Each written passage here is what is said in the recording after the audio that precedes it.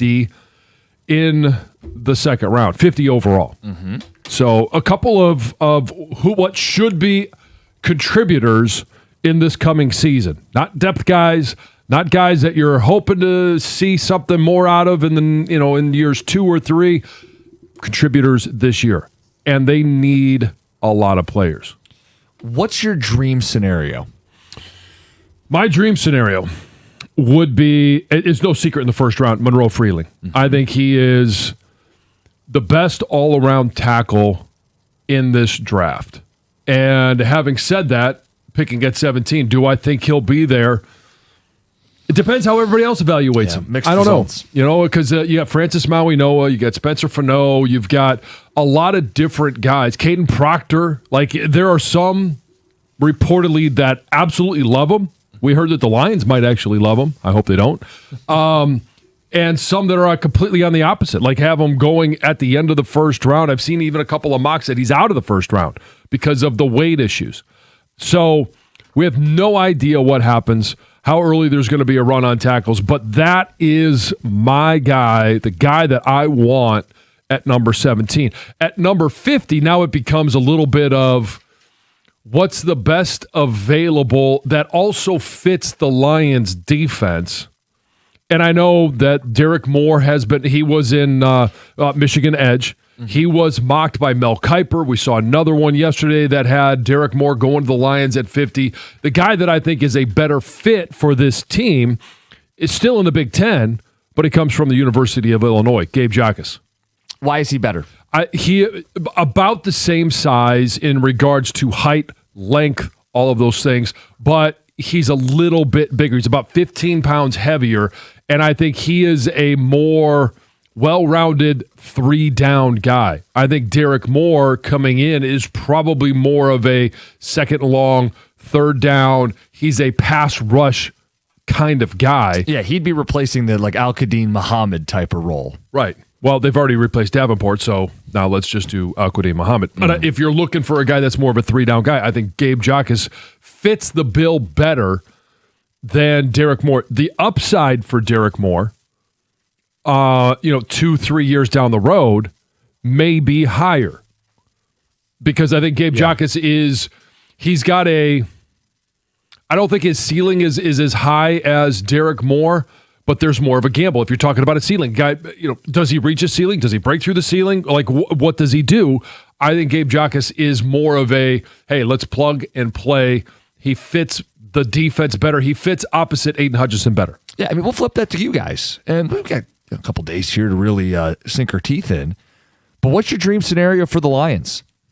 248-539-9797. John, you are a Monroe Freeling guy. I am also with you. I on hope Monroe I haven't. Freeling. Maybe I have convinced you, and maybe that's a good thing. No, I was going to say, when it comes to tackle evaluations, you're a pretty good resource for me to lean on here. Yep. Now, I liked Maui-Noah at the end of the season, watching him a lot with Miami in the playoff, a physical mauler, more of a right tackle if Sewell's going to be at left. I don't believe anybody thinks he's going to be there at 17. And Freeling gives me the upside, the athleticism, could play that left side in college, which means he could probably play the right side in the NFL. Well, he could play either side. It depends more of what they want to do with Penei Sewell. But tested well. We know the Lions like to get their offensive linemen going downfield, screen game. It just fits a lot of the boxes. It would give them bookend tackles. Mm-hmm. It would solidify the pocket for Jared Goff, finish the offensive line, right? The commitment to Cade Mays at the center spot. If they could do that on day one of the NFL draft, I think everybody would be very happy. Then on day two, you really do have to find some defensive playmakers. Ideally for me, this is the dream scenario, it's a defensive lineman, it's an edge player. I would love to see someone like TJ Parker. He goes late 1, early 2 in some mocks. I think he goes 45th in Field Yates' latest ESPN mock, which is only a handful of picks ahead of where the Lions are picking at 50. Uh-huh. So maybe a subtle trade up. You've got those extra day 3 picks. Can I move up in that second round and secure the best of the bunch at the pass rusher spot? Parker played at Clemson. His stock was a lot higher after the 2024 season, but he's a bigger dude, damn near 6'4", 270, and he was productive at Clemson. So that's a guy I look at as an every down dude who would make a lot of sense as a playmaker for the Lions. Beyond that, playmaker on defense is a pretty wide term, right? I mean, they do still need a linebacker. You could certainly convince me a safety or a corner if it's the right player. That's my dream scenario, though, is that both lines of scrimmage get a big-time upgrade at the premium positions that have often been neglected. They have not taken a pass rusher in the top 100 picks in 3 straight drafts. And I then am hoping, if we're continuing to go down, and TJ Parker to me is a better classed version of Derek Moore. Okay. Which and maybe he's there, maybe he's not there. Which is why that maybe Derek Moore is still there and TJ Parker's not. And I don't mean to. I'm not trying to slam your pick. I still think he's more of a rotational type of guy in the first 1 or 2 years of his career. Okay. But the dream scenario going down the road, that I'm not going to sit there and say who I want in the 4th, 5th, 6th. John, who's your dream 7th round pick? Right. Yeah. With their second 6th round pick, my dream scenario is that they package some of those picks and move back into the 3rd round, and get yourself another guy that is. I still think 3rd round players. If you're talking about linebackers, can you get an upgrade there in the 3rd round? Sure. Maybe a rotational guy that, hey, early in the season, as we've seen with kind of the MO of this coaching staff, Dan Campbell's staff, is that there are guys we want to see more of. We need more touches for Jahmyr Gibbs as a rookie. When are we going to get more touches? Like, they bring those guys along, and he was a 1st round pick. 3rd rounders, I do think that there's, hey, in the first couple of games of the year, when are we going to see more of this guy? When are we going to see more of this guy? And then all of a sudden, weeks 4, 5, 6, they start to work their way in more. So in the first year, I expect, I don't want to say high production, but high participation and quality play out of a 3rd round pick. Some text coming in, 248-539-9797. Want to know about your dream scenario 2 days out from the NFL draft. Dream scenarios: trade down a few spots and get Blake Miller. That's Greg at work. All right. It depends what you get in return. How far down are you going to go? Blake Miller, I do think, will be there in the 22 to 26 range. And I've often viewed him as like the next best. If you don't get one of the top guys falling into your lap, you still get a dude that played 50-plus games of college football and tested maybe 98% of the athleticism of a Monroe Freeling and has a mean streak. No, I've been a Blake Miller guy. It's just of the two, I'll take the higher athletic profile if I can. Right. So he's got more. His resume is deeper than Monroe Freeling's. Yeah. And that's because, hey, he started at a young age. He's got a lot of experience. I think you plug him at the right tackle spot and you get a very dependable, while not a high-end talent like in the potential of a Monroe Freeling, but you get a very dependable player in the mid-20s. Another text just says, who the hell's going to play linebacker for this football team? You got Jack Campbell, and Barnes is more of a Sam. He'll screw down and play near the line of scrimmage. You don't have that coverage linebacker next to a Jack Campbell right now because Malcolm Rodriguez is a special teamer. So, okay, I will give you a late 5th, maybe 6th round pick. Kind of, it's more of a dream scenario for me. A guy that I thought was a player that didn't play much until his last year in college football. And when we return, I'll tell you exactly who that is. Hell of a tease. 97.1. Hey guys, if your hair is starting to thin, now's the time to do something about it. Dr. Berkowitz at Michigan Hair Restoration has been helping men restore their hair and their confidence for over 30 years. Thousands of guys have walked in frustrated and walk out looking younger, feeling like themselves again. And here's the key. The sooner you get in, the more options you have, including advanced non-surgical natural solutions that are helping guys see real growth. Now, I know some guys think about flying overseas because it seems cheaper, right? Like Turkey comes up a lot.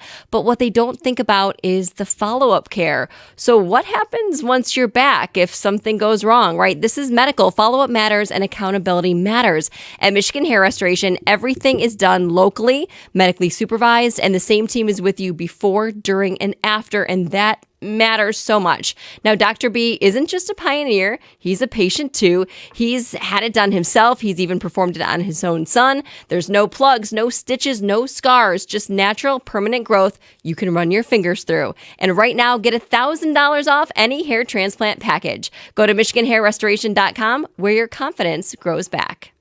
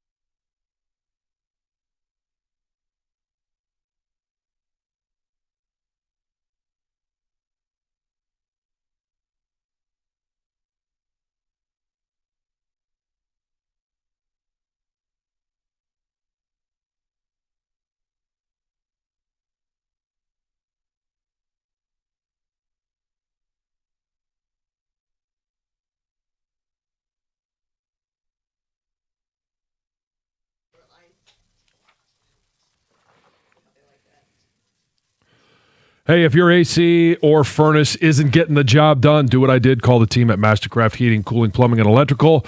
Mastercraft has 24/7 emergency service, and they back their work with a very valuable 5-year warranty. Early spring special is buy a new furnace or AC and get half off installation. Maybe you're tired of power outages. You don't want to have them at all this summer. They've got generators in stock and ready to install. Financing is also available. Schedule your free in-home estimate. You can do it online at mastercraftheating.com.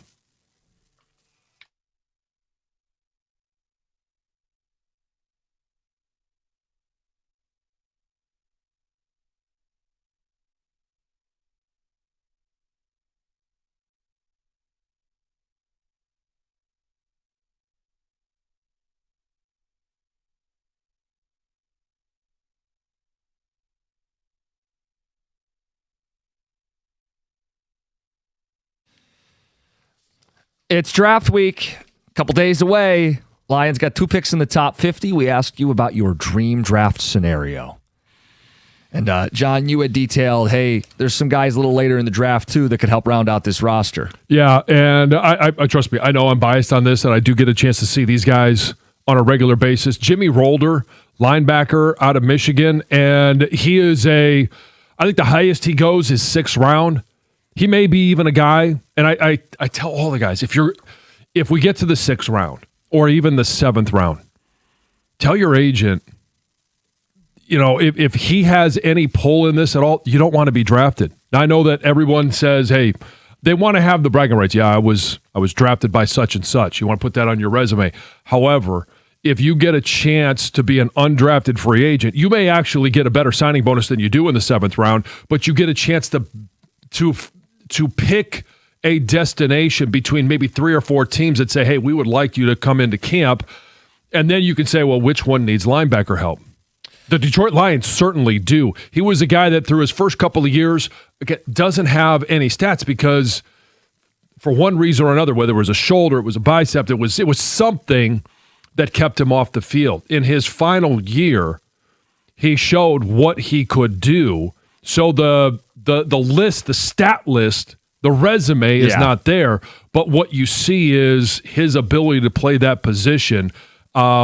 And do I think he comes in and sits right next to Jack Campbell? Not in his rookie season, but eventually he could. He is that type of level of player, and I like the size. I like the speed. I like he's a very cerebral linebacker as well, so he diagnoses plays well. I think he fits this defense perfectly. Plus, this is a team that needs linebacker help. Now, if they end up taking him late, I hope it's not the only linebacker they take. No kidding. So I've got in front of me the 7-round mock from ESPN, Jordan Reed. I want to know if you'd lock this in, John. Let me just take you through it. And we've hinted at some of this draft. Monroe Freeling would be their pick at 17. That is part of your dream scenario. So chances of you locking this in, probably pretty high. Their 2nd-round pick, they do go with a Michigan Wolverine. They take Derek Moore and edge. So again, both lines of scrimmage, premium positions get addressed. Their next pick is pick 118. This is with no trades.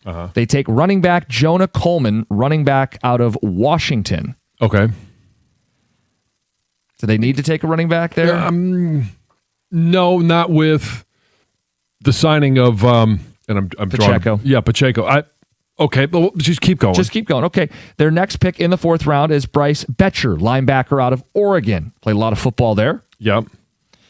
The next pick is at pick 157, Zane Durant, defensive tackle out of Penn State.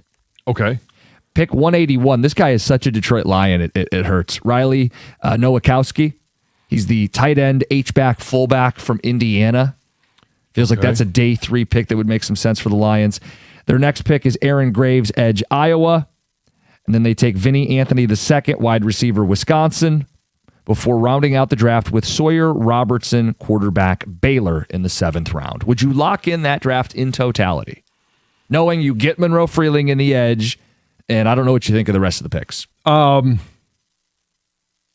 I other than the running back, if I have to take a draft where, all right, I like a majority of the picks, sure, I'll lock it in. Okay. I don't know that they need to go running back in the with their 3rd pick.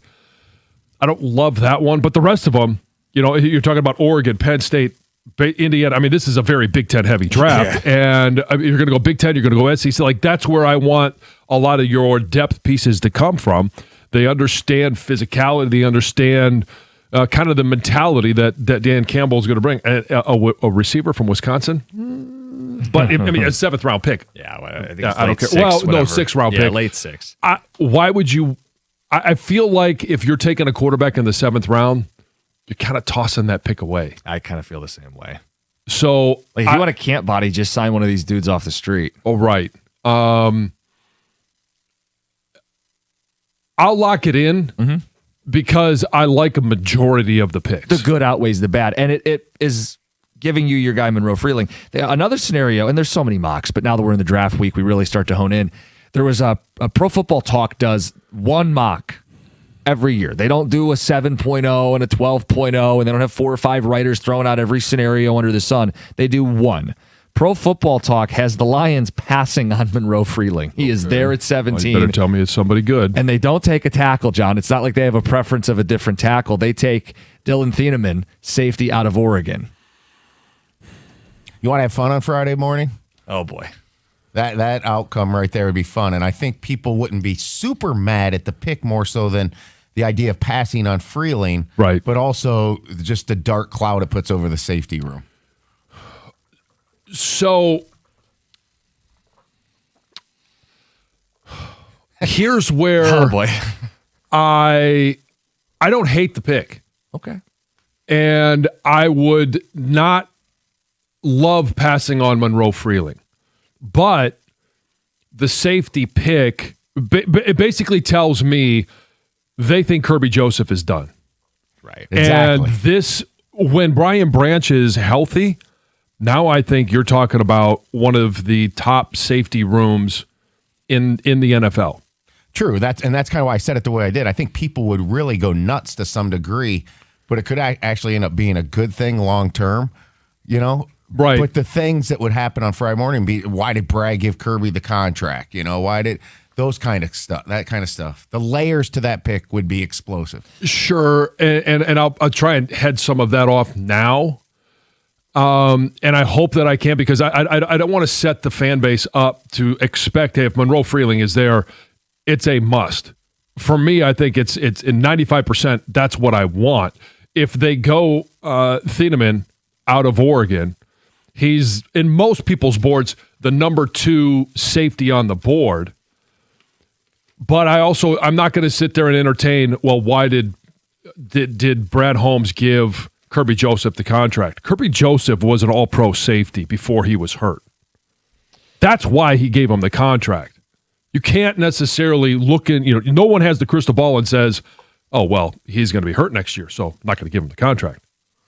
Hour away from winning some money with the 2 Grand Slams, 6:35. Something from yesterday's Tiger game really got under John's skin. Let's get to Heather with the news. This news is brought to you by Gardner White. Well, Detroit Metro Airport is testing out a new parking system in the McNamara Terminal garage that uses lights to indicate whether there are parking spaces available. It sounds pretty simple, right? Yeah. The technology uses colored lights to let people know where there's spots. A green light indicates that there's open spaces available in certain sections of the garage. A red light would indicate that there's no spaces available. Now, right now, this is in the testing phase. It just started on Monday. And they say that during this period, lights may not be accurate and parking availability displays and directional arrows will not be operational. So it's not going to be exactly as it would be when it is fully functional. But once the testing is complete, drivers will be able to view real-time parking availability by level, aisle, and individual space. And then if it is successful, the system will be installed in the Big Blue Deck after it is installed in the McNamara Terminal garage. Where's it going to be installed? The Big Blue Deck, John. Oh, okay. Yes. I think this is brilliant. And I understand they want to work out the kinks and get the bugs worked out first. If it can be accurate and reliable, brilliant. Please make parking a little bit easier so I'm not driving around and looking at a bunch of filled up spots. Sure. Why not? I think it's great. I feel like it's rare that I actually drive myself to the airport or that I park in these garages, but I don't see an issue with it. I have to. Got to go up another level. I have to. Don't know if there's going to be a spot. This is cool. The Michigan Science Center will be hosting adults-only after dark events, starting with an Aurora space party on Friday. So the After Dark series will include like hands-on activities. There'll be live programs going on, and then you're going to be able to like explore the museum as well. So on Friday's event, it's slated to feature an Aurora Borealis show in the new Penske Planetarium. Then there's going to be a presentation by the founder of Michigan Aurora Chasers, and then, like I said, you're going to have more of a chance to explore the museum. You must be 21 because you are going to get drinks. So every ticket will include an alcoholic drink, and then more cocktails will be available for purchase. Tickets $35 for members, $45 for non-members. And if you're a DD, if you say I'm going to be a designated driver, $30.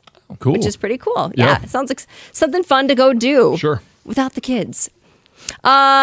Two 19-year-olds were arrested on Sunday after allegedly spray painting anti-Semitic symbols on a fence in Sterling Heights. So police say just before 1 a.m. they received a call about these. I mean, they're teens, but they're also men. These teens spray painting swastikas, other symbols on this fence. Police were able to find these two nearby in a parking lot. They took them into custody. They also found spray paint, knives, and marijuana. One suspect is from Idaho. The other one is from South Carolina. Police say that these acts or acts like these have no place in the Sterling Heights community. Yeah, they're no place anywhere. No. Correct. A Muskegon man recently won $1 million playing the lottery, but that's not even the coolest part of the story. So this is his second big win in just over a year. In February of 2025, this 47-year-old man who's staying anonymous won half of a $733,000 jackpot. Oh, wow. And then just over a year later, he won the $1 million on March 26th. And he said he really thought that it was an error, right? Because he bought them both online. He didn't go to the store and buy physical tickets. He bought them from the Michigan Lottery's website. And he thought, this can't be right. Something's not right. Yeah. Slept on it, woke up that it was still there, $1 million still pending. And he was like, get out of here. So Awesome. Good for him. Pretty incredible. Heather with the news coming up next. That really bothered John. Maybe it bothered you too. It's 97.1. Hey, when you're injured, you need more than just a great lawyer. You need a great team. That's why only Feminino Law has the accident response team. They don't wait, they act. Crisis counselors help manage the trauma. Medical pros talk to your doctors, and forensic experts preserve the evidence before it disappears. David's team treats you like you matter. This isn't just legal help, it's recovery in action. Get David, get paid means you get more. Put the accident response team in your corner. You can give them a call at 855-65-CRASH. That's 855-65-CRASH, or on the web at getdavidgetpaid.com.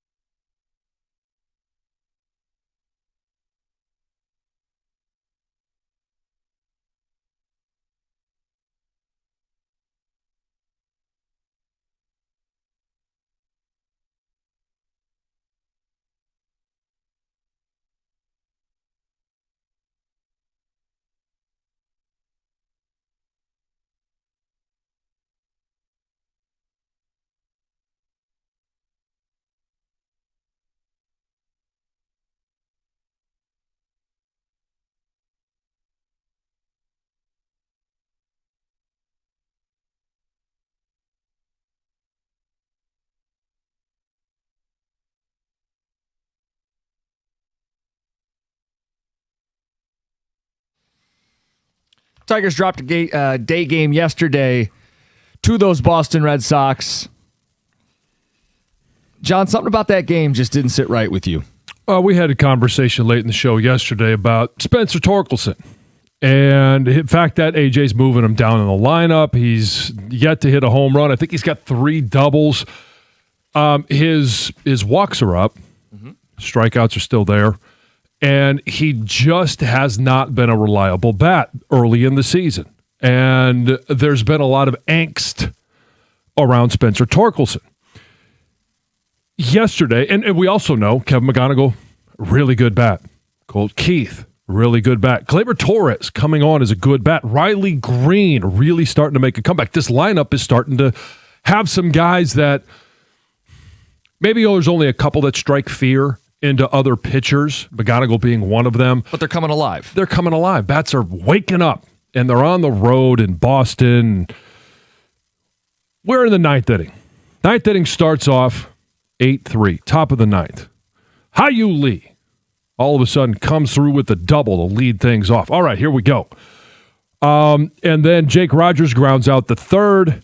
McGonigal comes up, and as we love to see, he doubles to right field and moves Hyu Lee over the 3rd base. Yeah, damn near a home run. Right, and then all of a sudden, Gleyber Torres comes up. Hey, he singles to right. Hyu Lee scores. McGonigal moves over to 3rd. So you got runners on 1st and 3rd. So, and 1 out, all right, because you had the out by Jake Rogers. Colt Keith is on deck. All right. It's kind of like this lining up like the other night where all of a sudden, hey, we got the top of the lineup. We got everything we want. And then AJ says, you know what? They're going to bring in Aroldis Chapman, known left-hander, really good relief pitcher. Let's take out one of our top 2 bats and let's put in one of our worst bats in Spencer Torkelson. And I'm sitting there going, and I text you guys right away. This sounds and seems like a really fine decision.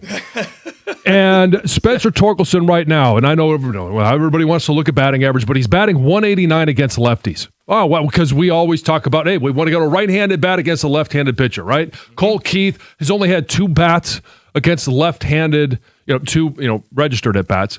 Against left-handed pitchers this week. We talked to AJ last week. Is there any chance Colt Keith gets some more run against left-handed pitchers? Mm-hmm. Well, yeah, I don't necessarily know my plan, but we've got all of that in the works. Mm-hmm. On the road, what do you think Spencer Torkelson is batting? That's probably not good. It doesn't matter right or left. He's batting 125. Is that the bat that you want up when you're down by 4 and 1 out, got runners on 1st and 3rd? Yeah, let's go with Spencer Torkelson. This is going to be the time that he comes out of that slump and he hits his first home run of the year. No. What does he do? He strikes out. Now you got 2 outs, and then Riley Green, a bat that's been coming on, he doubles, and all of a sudden, now it's 6-8. But you got 2 outs. Jaylen Dingler's up. Another one of the really good bats that the Lions have, or the Tigers have. He ends up grounding out the shortstop. Game over. And it just drives me crazy. Now, if Colt Keith is in there, maybe he does the same thing, strikes out. But I would put my chips in the Colt Keith hat versus Spencer Torkelson hat at this point. Now, maybe Tork finds a way out of it in the month of May. I don't know when it happens. But right now, not a lot of confidence at the plate. I don't know. I'm not going to sit there and tell you the analytics about, launch angle and, hard hit balls. We don't need to do all that. And all these different things. But I could not believe, especially now, obviously, no one's with the Tigers organization, at least that is the decision maker, is listening to us in the morning. But the numbers are what they are. Spencer Torkelson is struggling mightily at the beginning of the season. Colt Keith is not. Let me put a guy up there that I think could put a good bat together, a good trip to the plate together. There's a lot at play here, and it's just one at bat in a game they lost in April. But on one hand, you have this Colt Keith thing, right, where he's off to a great start. He hit 300 against lefties as a rookie. Not a lot of pop, but he showed he could stand in a box and give you quality at-bats as a rookie 2 years ago. And now, for whatever reason, they won't even let him have a chance. And it was Friday night in a 0-0 game. They didn't use him as a pinch hitter off the bench against a lefty in Chapman, and then they just took him out of the game yesterday to get not some big bopper, a guy who's struggling. So there's a Keith over-managing question, and there's a Torque question. The guy's off to a terrible start this season, and we don't need to geek out. I'll just put it to you this way. We had a guy call yesterday, and I could see your eyes glaze over when we started talking percentiles of... Yeah. Let me just put it this way. Baseball Savant's a great site. You don't have to geek out about it. Just look at the colors. There's a lot more blue than red. Yes. The red are, hey, he's drawing walks. Right. But look at exit velo, hard hit, right? Like, it's blue. It's cold. Right. It's not profiling as a guy who's like just getting unlucky. He's got an eye. You could call him patient, or you could say he's also letting good pitches go by too, and he's not doing enough damage. You're a first baseman with little to no power. So why would you put that guy in over one of your best bats and be a slave to automatic righty-lefty or lefty-lefty, I think is what I texted you just to get a rise out of you. Oh, you did. I was in the supermarket, and I was listening to the game on my AirPod, and when it came across that was going to happen, I'm like, this can't be right. Like that, how is this possible? They're putting in Spencer Torkelson. Keith played first. He's still got to get better at the position. But we're talking about an at-bat while you're trailing in the ninth inning. And AJ, we have the audio. We asked AJ, I said, like, is the plan just to platoon the guy? Like, what's the thought with Colt Keith against lefties?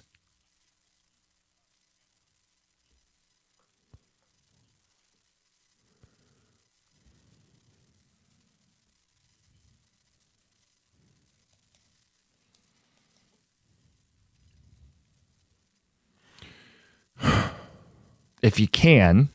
You don't have to test it. I think you kind of had to test it yesterday because all the momentum is in your favor. You're putting pressure on Boston in the top of the ninth inning. You went in with a 5-run deficit. You got runners on first and third. You've already scored one to cut the deficit to 4.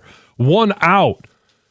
And you're a slave to, well, I've got to put a right-handed bat in there. Even if it's a bat who stinks, even if it's a right-handed bat who's cold, who doesn't show a lot of ability to look, maybe he draws a walk and you load the bases, but I want someone who could do some damage if the pitch presents itself, and Torque is not doing that right now. No, he's not. And I don't know, is there anyone else out there that felt the same as me? Like that same fury, that same ire, and I understand it's one game, but as we found out at the end of last year, every single game throughout the course of 162 could weigh heavy at that time. Playing a lefty today, which means no Cole Keith probably. Oh, wow. Are we just going to take Carpenter? Out? Yeah. I mean, maybe no Riley Green, depending on the day. I understand. Like, you got to use your whole bench, and there are going to be games that, like, Jami's going to play against lefties. That's why he's here. But I don't like taking out good bats in high leverage spots to put in bad bats just because they bat from the other side of the plate. Well, at least Jami's shown that he can find the other side of the fence. No kidding. And I'm not going to sit here and say, well, 31 home runs last year. Wow, I mean, this is going to be the first of the next 30 to come. Right. Got text coming in. You want to know if people felt the same way you did in this over-managing, plus the Torque part of this. Like, well, what do they do with Torque? Is Keith more of an answer at first base? Text says Torque lost power second half of last season. It's just continued. I'm so over the righty-lefty crap that Hinch loves. Says because he's taking out good at-bats for crap bats just for matchups. Says, and why is Drew Anderson coming into ball games that's still close? Hinch managed like he didn't want to win that game. That's from Roy and Clarkston. It's early. I think Hinch is just trying to get Torkelson going, show some confidence in him, that he still believes in him. There's still some power in that bat. He says it's just a coaching decision because it's very early in the season. I get it, but why put him into one of the most high-pressure, high-leverage situations? John, I agree with you, both with the move that AJ made as well as Torkelson being there.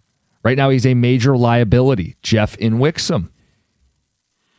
What do you guys think with Drew Anderson being terrible, Flaherty not looking that good either, and JV being hurt? Why didn't the Tigers bring in Lucas Giolito? I read a couple other teams were interested, couldn't have been asking too much money. Says I think the Tigers should have signed him unless it was crazy money. I don't know what the behind the scenes, like what was asking for. I mean, Drew Anderson has not been at all what they had hoped he would be. I saw a stat comparison, and it's someone you don't want to be compared to. Oh, please don't tell me it's Kenta Maeda. It was Kenta Maeda. Eerily similar numbers to Kenta Maeda. Well, at least he's not making as much as Kenta Maeda made. No, it's like half of what Kenta Maeda was making, but it's still, it's just not good. I could dig it up for you, but we don't need to go too far down that rabbit hole. We want you guys staying on topic here. We'll talk Pistons at 7:02, an uncomfortable conversation with them. Centers all around Jaylen Duren and the Max conversation. We'll talk more about the Tigers next, 97.1. Hey, if you're thinking about a new truck this month, a Ram truck should be right there at the top of the list. I've seen the Ram side by side with the competition, and I've driven a Ram. The Ram truck deals at your Metro Detroit Ram dealer this month are exceptional for power. Really not much of a competition here. You could choose from Ram's award-winning Pentastar V6 or Ram's legendary 5.7 Hemi V8. And for the competition, why would you trust any full-size pickup at any price with only 4 under the hood? Try towing something. Try passing someone. Try working with it. It's not going to happen. The full-size Ram 1500 is also built right here in Sterling Heights, so we're creating our own jobs. For comfort and easy-to-use technology, nothing beats a Ram. Ram has a 5-link coil suspension, and all it's going to take is one test drive, and you're going to feel how much smoother a Ram is. Right now, lease payments on a new Ram truck are phenomenal. So other financing offers for well-qualified buyers, it's really simple. Pull into your Ram dealer today, and when you walk through the door, tell them I sent you.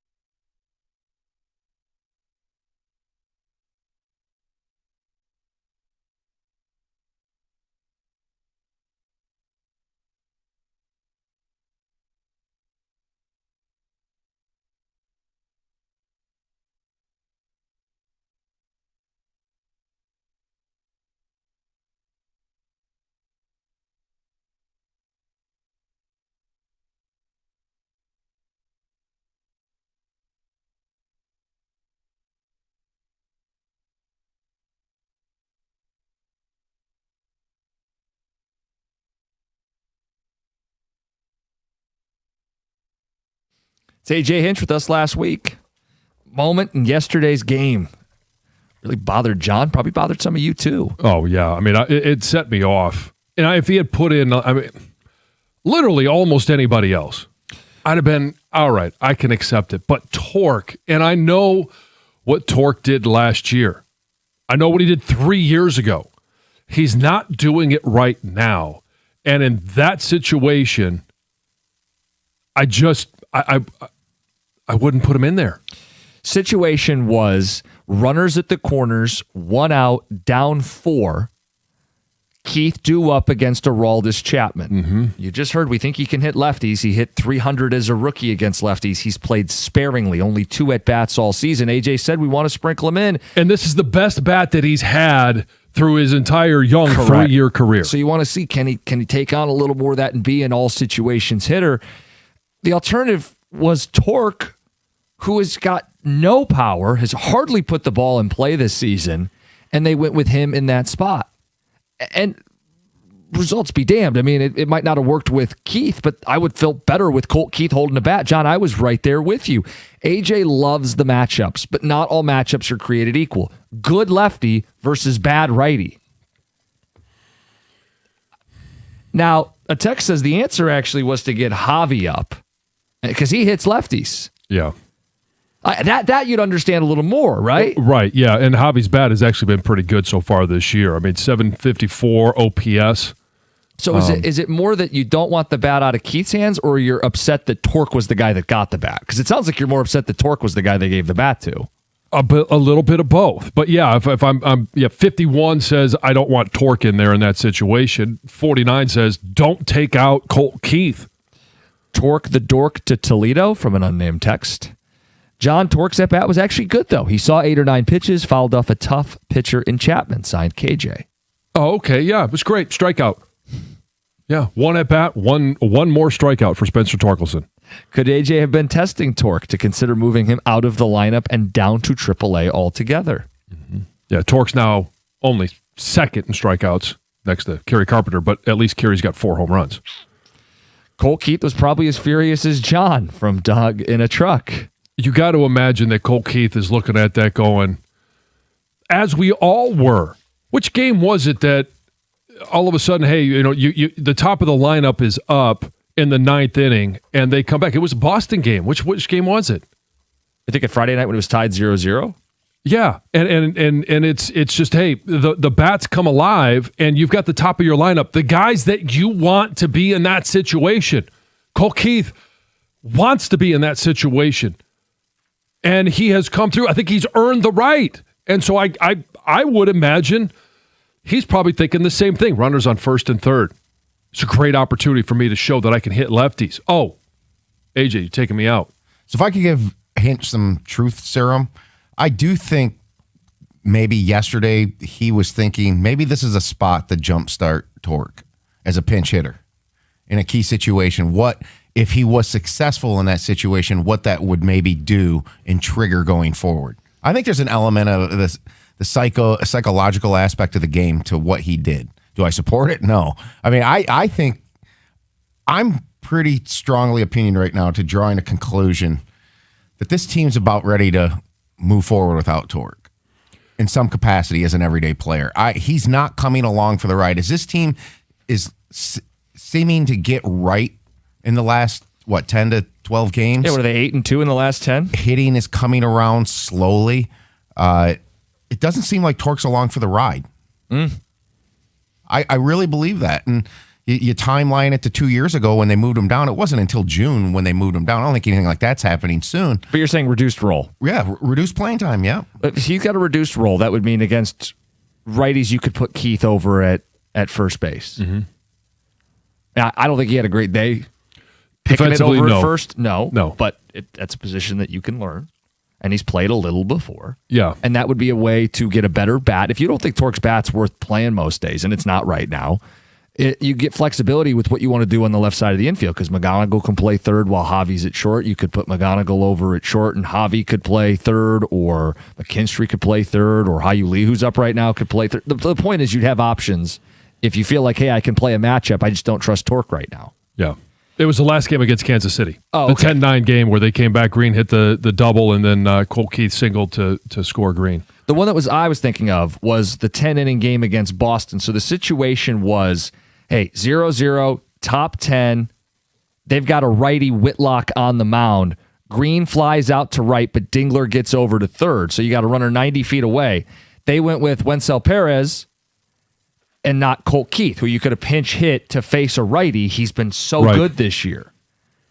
And I think AJ's explanation was we wanted a contact guy, and Perez is more of a contact guy. And I'm thinking, okay, but a fly ball will score the run. Like, I need my best guy at the plate. So to me, it's not using Keith as a pinch hitter against a righty there. Right. And then pulling him against the lefty. And I'm going like, is he like, developmentally, he's not a child. He's not a baby. Like, you don't have to baby him. And I think that texture was right. I think I might only be second in terms of my fury to Colt Keith in that situation. Like, that's what you dream about every time. Is can I get up in the top of the ninth or at home in the bottom of the ninth to hit a game-winning run? I like AJ, but sometimes his over-reliance on the matchup comes as a detriment. Sometimes it hurts us. Sometimes you have to let your best players play ball. Matchups be damned. Do you package Torque with another random at the deadline and move Keith to first? If it wasn't for Colt Keith's misplay at first, they probably wouldn't have been in that hole in the first place, from another unknown text. Sure, I mean, that might be part of it. But at that point, what's done is done. You need a bat. It's the ninth inning. You need a bat. Yeah, and I don't think you're worried about, hey, well, if we tie it up or if we take the lead and Colt Keith's at first base, he's not going to get a scoop. Like, you're not worried about it at that time. I'll say, if you tie it up and you want to make a defensive replacement in the 10th, yeah, sure. Hey, put Torque in. His glove's better.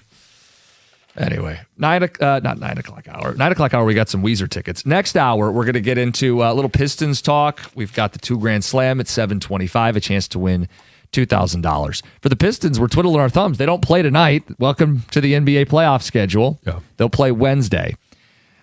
A lot of talk from Game 1 centered around Jaylen Duren. Are we sure he's a max player?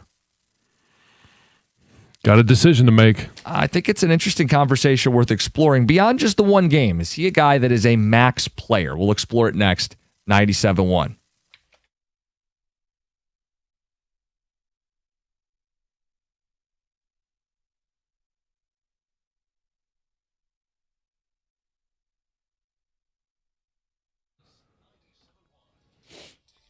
Brought to you by Guardian Alarm. After their early game yesterday in Boston, which was a loss, the Tigers are back home tonight against the Brewers. After splitting their 4-game series with the Red Sox, Detroit has won 8 of their last 10 games. First pitch tonight is at 6:40 right here on 97.1. In NBA news last night, San Antonio's Victor Wembanyama became the first player in league history to be unanimously selected as the Defensive Player of the Year. OKC's Chet Holmgren came in second, while Asar Thompson finished in third with an inexplicable 9 second-place votes. As a perimeter defender, Asar ranked third in the league in steals and blocks this season. He had the second highest defensive impact rating in the entire season, behind only Wembanyama. In other Pistons news, tip time for their Game 4 showdown with Orlando has been announced. That game will take place next Monday in Orlando at 8 p.m. Game 2 is, of course, tomorrow night in Detroit at 7 o'clock. In other NBA series last night, the Timberwolves and Hawks tied their series at 1 apiece with close wins for both squads. Just down the lake in Cleveland, the Cavs took a 2-0 lead over Toronto and appear poised to sweep. Donovan Mitchell had 30 points last night, while James Harden had 28 and Evan Mobley 25. Winner of that series gets the winner between Detroit and Orlando. And in the NHL, a couple series went 2-0 last night as Philly and Carolina both won. After a surprising 6-1 loss in Game 1 to Minnesota, Dallas rebounded with a 4-2 win over the Wild last night. At the Corwell Health Sports Desk, I'm Brendan Shabath. For more, go to 971theticket or Odyssey.com.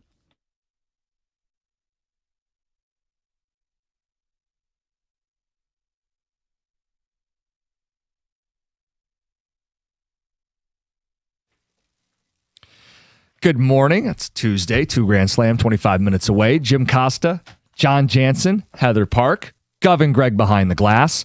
Twiddling our thumbs, waiting for another playoff basketball game for the Pistons. I expect them to bounce back at home on Wednesday. But as we sit between games, we are left with Jaylen Duren's performance from Game 1 to stew over. My question is this. Are we sure he's a max player? Well, they weren't at the beginning of the season. Right. And then he went out and had an all-star season. Right. He's going to get some most improved player votes. But just because you're an all-star doesn't mean you're a max player. No. And I want to pop open the hood. He is not an elite rim defender. He does not shoot the ball like other elite centers do. Right. His post-up game is limited at this point in his career. He catches oops, and he rebounds. He does both at a high level. But does that make you a max player? If other teams can simply pack the paint and take you out of the game the way they did in game 1, are you a max player?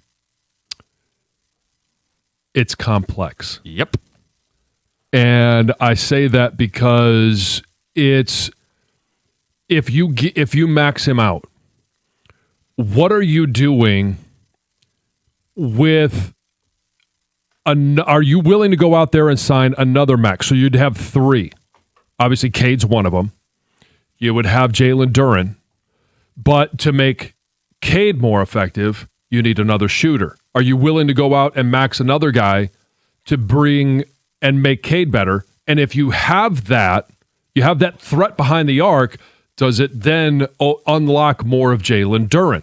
It would, yes, because you'd have to respect the jump shooting, the corner threes, right. the pick and pops. So I would be okay with it as long as you're willing to go out there and spend more money. But they're going to end up running up against the cap here. It's not going to be as simple as... It depends on how much you want to pay in terms of luxury tax. Right. So are we saying Duren is your number 3? I would think so. Right. And yes. they just don't have a number 2 right now. Correct. Can you have 3 maxes and still keep players like Asar Thompson, who, by the way, is part of this thing as well? Well, OKC does. They've got 3 max guys. And I just had that list right in front of me. Where is that? Sorry, I apologize. You're good. It's on this one. Shai Gilgeous-Alexander, Jalen Williams, and Chet Holmgren. So there are teams that are willing to do it. And I don't think anybody's going to sit there and say, Tom Gores isn't willing to spend money. We've already seen he's willing to spend money. Not to nerd out. You can go over aprons and soft caps to keep your own. It's a lot harder to add external players in. And they don't have that current internal they would have to shooter. It would probably require trades more than free agency to do so. It would require some surgery with the salary cap sheet. Look, at the same time, you're not letting Duren walk. He's going to be a restricted free agent. You'd match any salary. You'd keep him. You'd work out a deal. I just wonder if the playoffs are going to be this litmus test, because clearly they weren't sold coming into the year, and the playoffs are where you're going to be judged. I mean, there have been teams in today's three-point barrage era where centers get run off the floor. They just get run off the floor and can't play in certain lineups. I mean, look, Wemby's the best center, if not, it's Jokic. Right. Both shoot. If you ask me who are some of the other bright young centers in the league, Evan Mobley, shot blocker, at least the threat of a jump shot. Right. Chet Holmgren, who you just mentioned, is going to get paid big money. Shot blocker, better rim protector than Jaylen Duren is, and can step out and shoot a little bit. I'm not saying Duren's skill set is irrelevant or unimportant. It's just a question of how valuable is it. Right. Well, and I guess it just depends on what is it that you'll be matching. You know, if he gets a contract offer for somebody else, what are you matching at that point? And then what can you go out and still spend? How about these texts? First batch. And I was worried people were going to get mad at me. Like, you can't say this. He's been such a good player. Oh, people do not feel like he's a max player. This text says he's thicker Andre Drummond. I mean, how do you argue that? Andre Drummond without the shoulder hair. If the year was 1985, yes, Duren is a max player. But in the modern NBA, he's simply not. His defense is wishy-washy. He has no offensive game outside the paint. He can't pass. He can't handle the ball. He's an old-school center, which I think is fairly replaceable at the moment. No, I'm not giving him north of $40 million a season. I never thought JD was anywhere near a max level player. Now the playoff game a couple days ago certainly didn't help his case. No, and so I guess there's a couple of questions.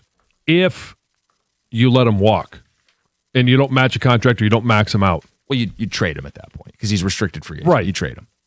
Who are you getting in return? Yeah, it'd have to be part of a deal where you're getting, a fairly significant running mate for Cade Cunningham. Right. And so, I mean, they're kind of in this position where are they locked into doing this? They might be, but it's a world where he's the trade chip. He's 20. The other question is he's 22. Can always get better. How much better? Right. Can he develop a shot? Can he develop a 17-foot jumper, let alone step behind the arc? JD is going to want a max level contract. And if that's the case, I'm looking at a side trade to get at least something back for him because I know on no planet am I giving him that big of a contract. Another text, the worst position you can be as an NBA franchise is having a fringe max player. Max players should be like borderline Hall of Famers. If you have to debate, it's a no. The problem is you also have to pay him because if you don't, someone else will. Right. There's the complicated you're part of this. You're kind of locked into making I don't want to say a bad decision, but one that's not advantageous to your cap. I love that text. I think calling him a fringe max player and pointing out the fact that's the worst thing that you can actually do. Okay, you guys willing to go backwards a little bit here? Whatever the outcome is if you don't max him out? See? Because they probably will, right? Yeah. I mean, it depends on, you're looking at a trade this summer? That's what you'd want to do if you weren't going to keep him, right? Right. What are you getting in return? That team is maxing them out, probably, right? Yes. They'd have to be comfortable doing that, yeah. And are you to get better and not take a step back, are you including somebody else in that trade so you can get somebody better in return? Yeah, I mean, not knowing what you're getting in return makes this a very touchy thing. I'm not asking people to call in and do the entire offseason when we're only one game into the playoffs, and I expect this team to advance through this round of the playoffs. But it's a question about Duren because he was the story in game one. They took him out of the game. He had 4 shots. He didn't have a double-digit points or rebounds. And the question is, the playoffs are a different animal. If teams can pack the paint and you don't offer anything else and you're not an elite rim protector on the other end, that's not a max profile. That's not a player who you profile as a dude who you make the second highest paid player on your team. If our question has been for a while now, who is your Robin, and he has a playoff series like this or a postseason like this, he's not your Robin, and now you got to figure it out. I'm not asking everybody to have all the solutions today, but is your read that he's a max player or is your read that he's not? Can you go out in free agency or trades and get a 3-point assassin that you don't have to max out, that can be a complement to all the compliments that we talked about? Open the paint up for Jaylen Duren and make things easier on Cade. And you still got B-Ball Paul and you got Beef Stew who defends the rim and shoots the 3. Like, you know what I'm saying? Yeah, but I mean, how do you manage that? Where do you go for it? Let's get to Joe in St. Clair Shores. Joe, good morning. Hey, good morning, guys. You got me a little fired up this morning. I'm not going to lie. I just, all season long, we talk about the growth that Jaylen Duren's made, this and that, how when Cade was out, this guy was out here carrying our team, 35 points, 12 rebounds, and nobody was dogging on him. One bad game in the playoffs, everybody's ready to drown him in the water. This guy is a 75% free throw shooter. It's not that he can't pick and pop. We don't ask him to pick and pop. And if we're going to blame anybody, I understand Asar Thompson is one of the best defenders in the league, but he clogs the paint for Jaylen Duren as well. He needs to be able to shoot. He needs to be able to space the floor and create more opportunity. It's not just Jaylen Duren that's the problem. No, but the trade-off with Asar is I get elite defense, all NBA defense. Duren clogs the floor and doesn't give me elite defense. Understandably, it's not as elite as you'd like it to be, but he's still, 23 years old? 22, I think. 22, yeah. Exactly. This guy is going to continue to grow. I think we need to put more on his plate. We've never asked him to pick and pop, and I think he can be that player. We just don't ever ask Well, Joe, him to I do think it. I think they may ask him to do it then, because look, if this is how it's going to be in the playoffs, whether it's this round or the next round, that gets you exposed if you can't. I absolutely agree with that, and I'm just saying, unfortunately, all season long we've been saying we got to pay this guy, we got to pay this guy, we got to pay this guy, and then all of a sudden I turn on the radio this morning and there's 100 people saying, "Whoa, this guy sucks. We need to get rid of him." Well, hold on, a couple things. No one's saying he sucks, but I think the playoffs are when you make that evaluation. Like in Trajan Langdon's case, he didn't max out Duren. He wanted him to earn it, and I candidly, you don't earn it in the regular season. You are going to have to earn it in 7-game series against other pick and pop bigs, other elite rim protectors, the best of the best. And if your style hurts your team, that's Trajan's taking notes. Right. And no one's saying he sucks, but is he limited? That's the question. 248-539-9797. We got plenty of response coming in on this. I'm not saying this to be inflammatory. I'm simply asking the question, is he a max player? It's 97.1.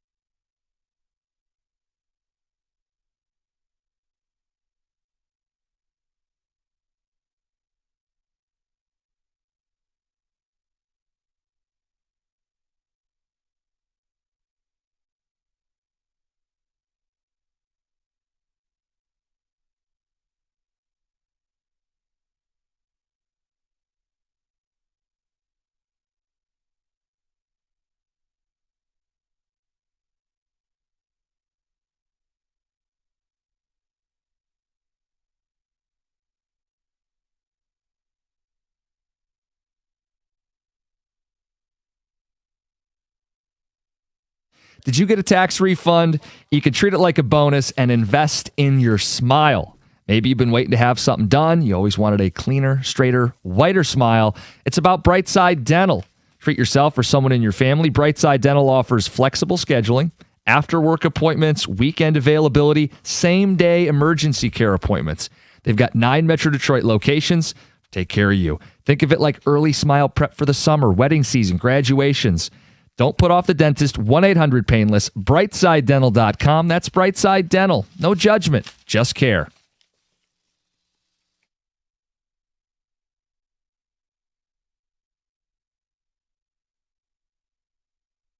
Let's get to Heather with the news. Hey, this news is brought to you by Fusion Energy. So, a 15-year-old was rescued from a burning truck in Detroit on Monday and then taken into custody. So early Monday morning, a Michigan State Police trooper tried to stop this stolen Ford pickup truck in the area of Outer Drive and Schoolcraft, but the driver fled the scene, ran a red light in the process, and because of that, the trooper ended the pursuit. And as the trooper was actually talking to dispatchers about what was going on, the pickup truck crashed into an innocent driver and into somebody's house, right? Went up into flames. The trooper got to the scene, found the truck engulfed in flames, and was able to pull the teen from the truck, rendered aid until he could be transported to the hospital, which he was, and then he was apprehended on charges of possession of a stolen vehicle and failing to stop for police. He was then returned or released, I guess I should say, to his mother pending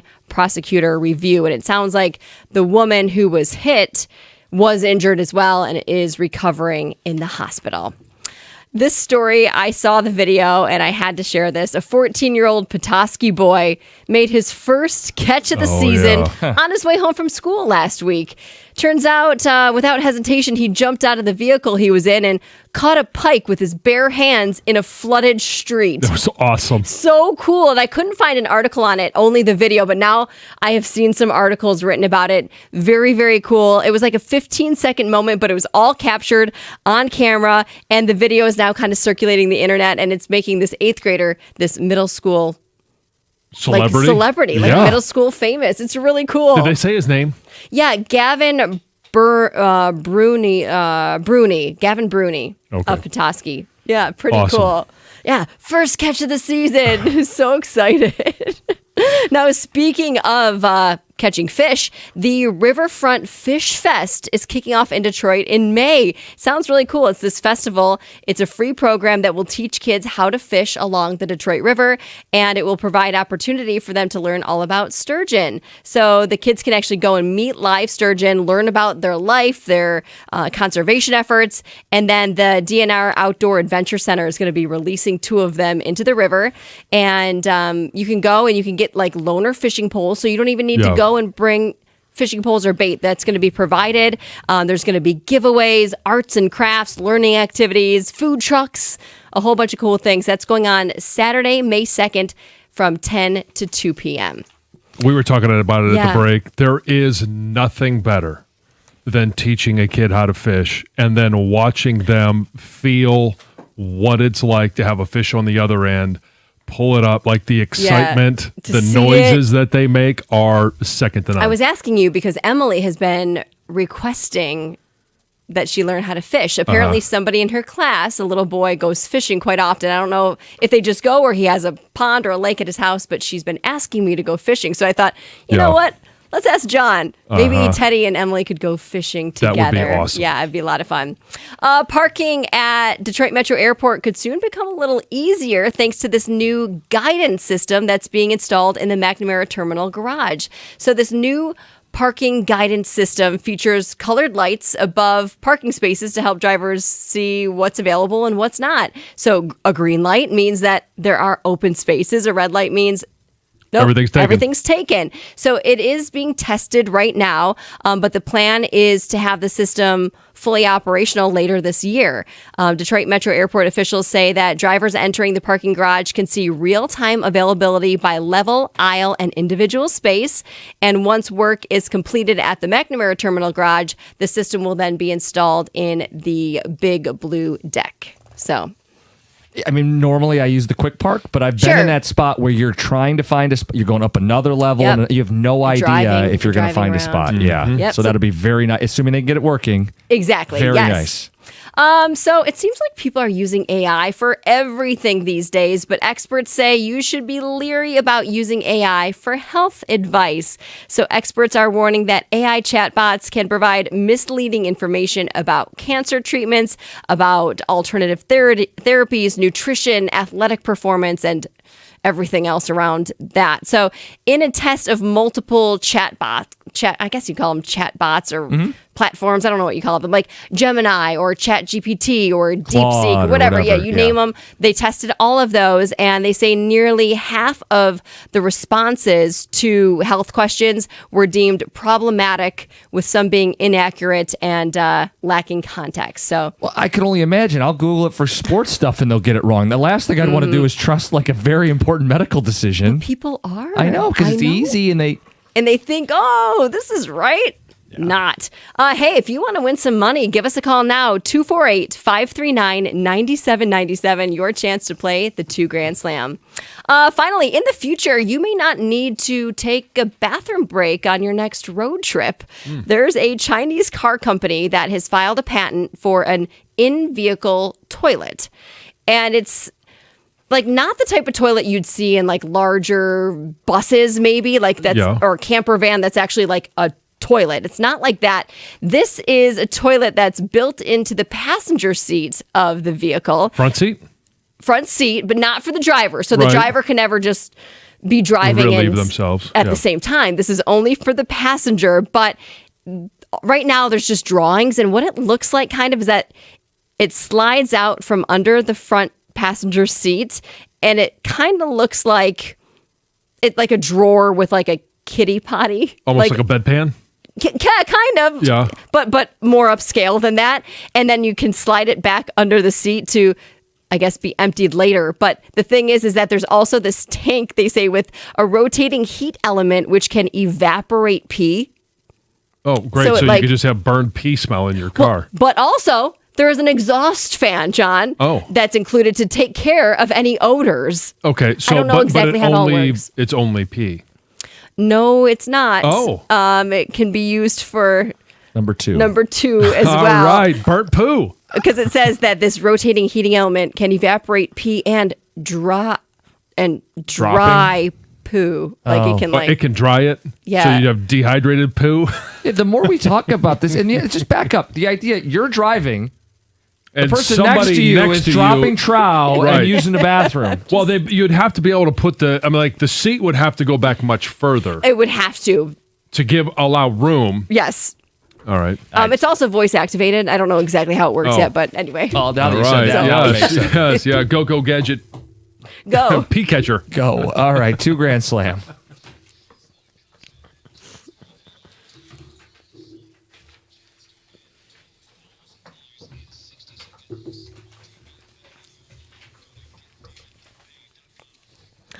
All right, I'm excited to give away some money. This is going to be fun. 60 seconds, 10 questions, $25 for each question answered correctly. And maybe we'll give away $2,000. Yep. Test your knowledge. Some sports, some others. Mm-hmm. We'll see what Andrew has. Andrew is in Ypsilanti. Andrew going to win some money with us. Good morning. Good morning. How are you this morning? Oh, pretty good. Just driving into work. Okay. All right, Andrew, you know the rules. You can pass if you want. If you don't know one, if there's enough time, we'll get back to it. But good luck. Your time is going to start right now. Are you ready? I'm ready. Okay, here we go. This Detroit Pistons player wears jersey number 2. Duren. Who is the head coach of the Orlando Magic? Pass. Who was the first ever draft pick by the Orlando Magic? Pass. What is the capital of Montana? Helena. Who are the Denver Nuggets playing in the first round of the playoffs? Spurs. Who are the Ottawa Senators playing in the first round of the playoffs? Pass. Who played Jack Bauer in the Fox series 24? Pass. Who is the manager of the Milwaukee Brewers? Oh. Pass. This band had the 1990 hit Thunderstruck. AC/DC. This team won the NFC South last season.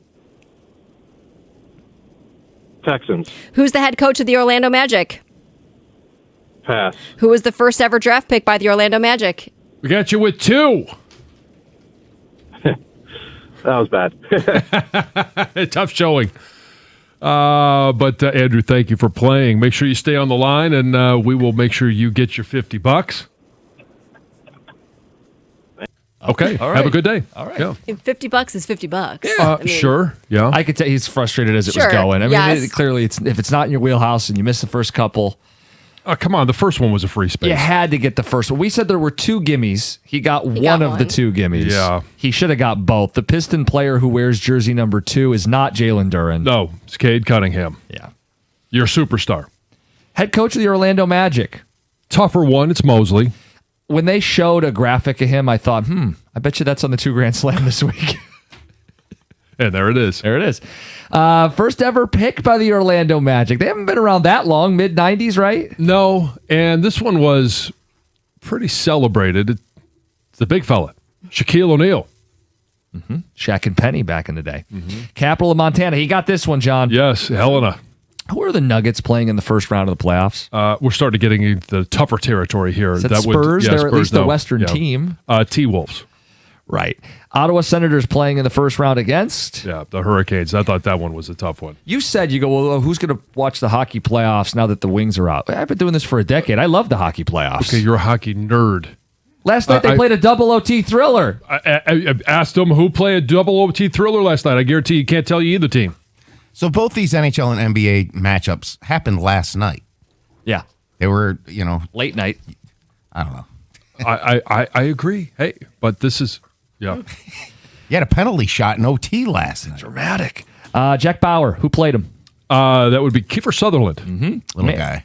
Yeah, little tiny guy. Manager of the Brew Crew. Pat Murphy. They I won- thought we were on the verge of the disdain. Anytime we talk about anybody's height, we get the eye roll from Heather. I thought we were going to get the who cares on either the who the Ottawa Senators playing or the Milwaukee Brewers manager. Pat Murphy, they almost won 100 games last year. He's in town tonight. Yeah, they're playing. Well, that's why it's in the 2 Grand Slam.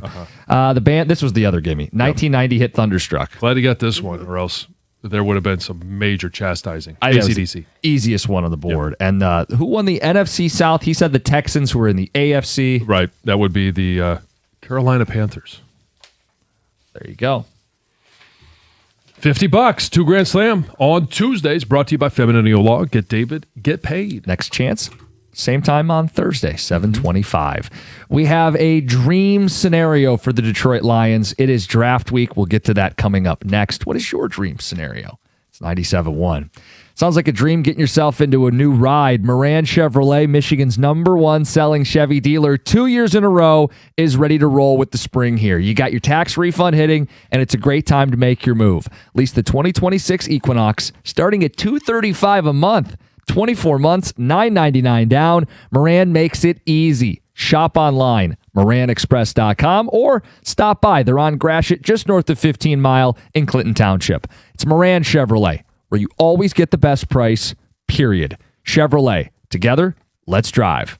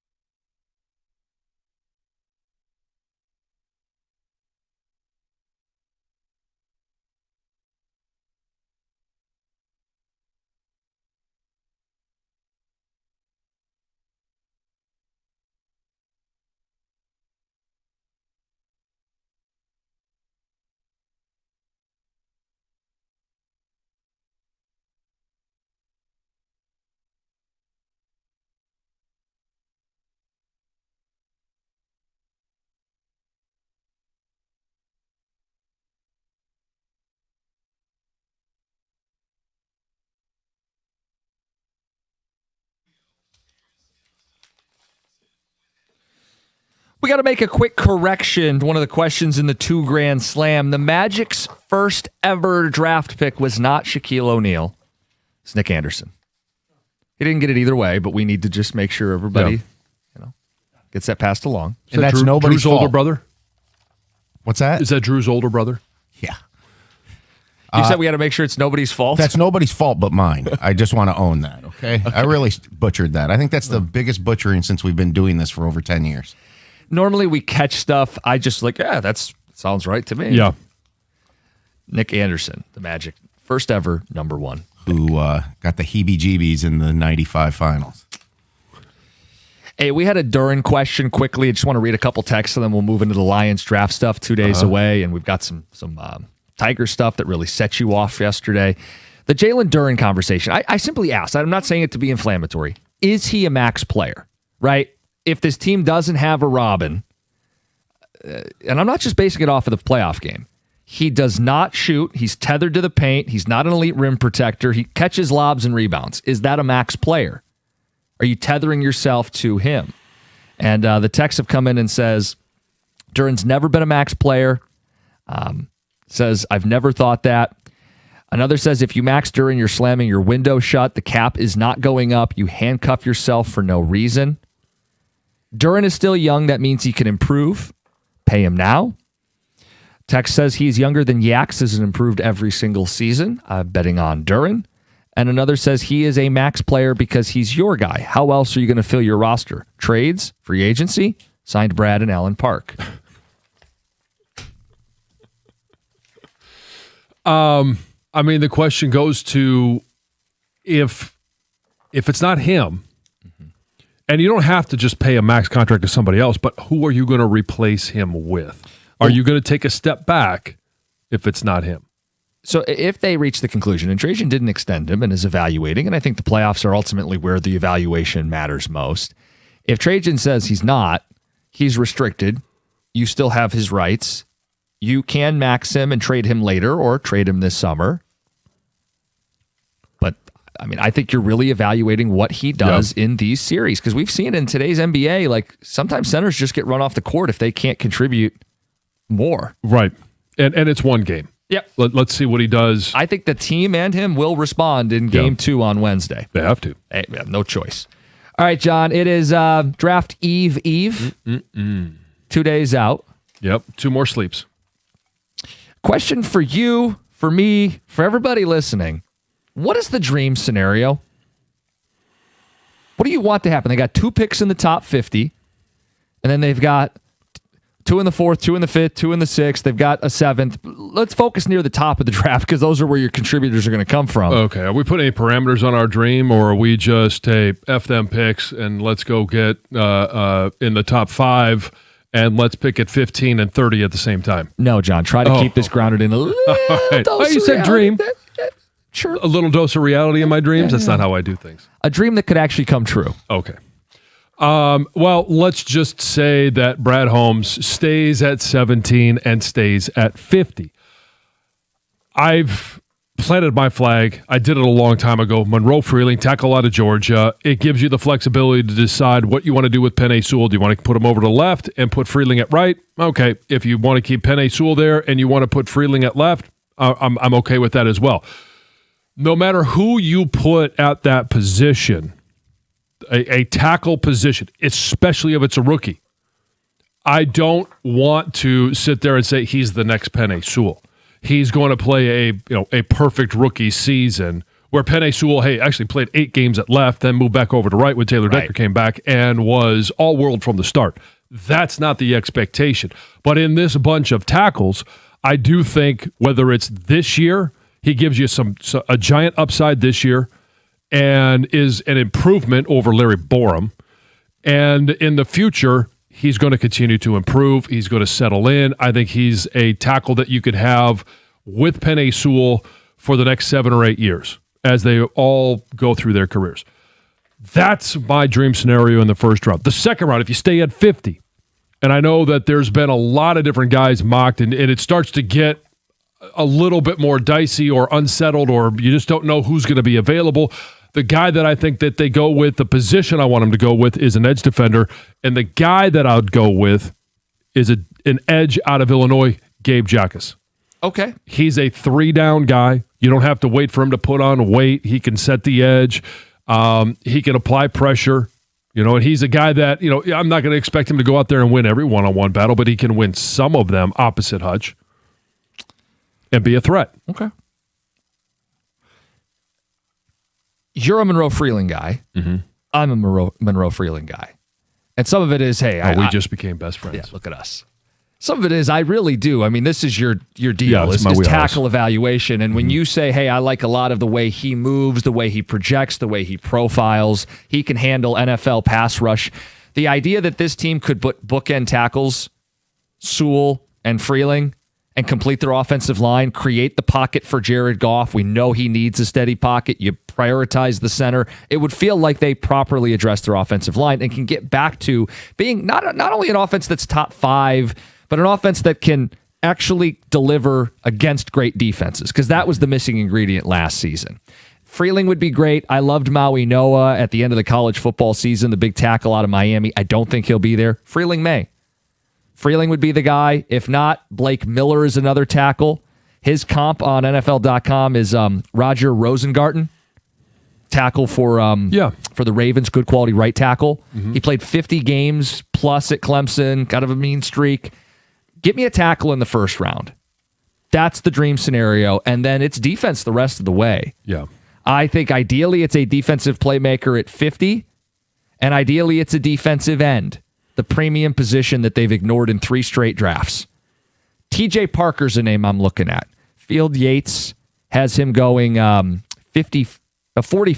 Okay, just before layers, the Lions. Just before. So the dream scenario is, can he fall 5 spots? Or, John, even at that point, I would burn some of that day 3 capital to go up and get a guy who I think can play the run and the pass, multiple years of productive seasons at Clemson. TJ Parker is part of my dream scenario.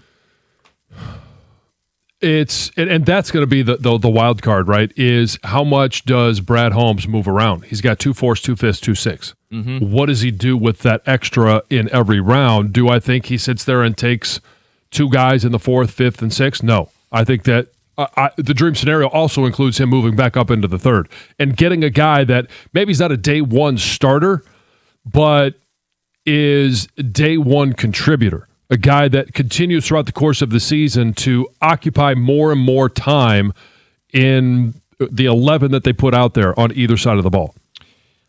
I've got a 7-round mock, which is uber aggressive. Yeah. I just want to present it and ask the question whether you'd lock in this draft or you'd roll the dice come Thursday night. We'll do that coming up next. We want to hear from you guys, your dream draft for the Detroit Lions. 248-539-9797. We'll get to something about the Tigers yesterday that really got John going. It's 97-1. Hey, if you're dreaming about a new truck this month, the Ram truck should be right there at the top of your list. And I've seen the Ram side by side with the competition. I've driven a Ram, and the Ram truck deals at your Metro Detroit dealers this month are phenomenal for power.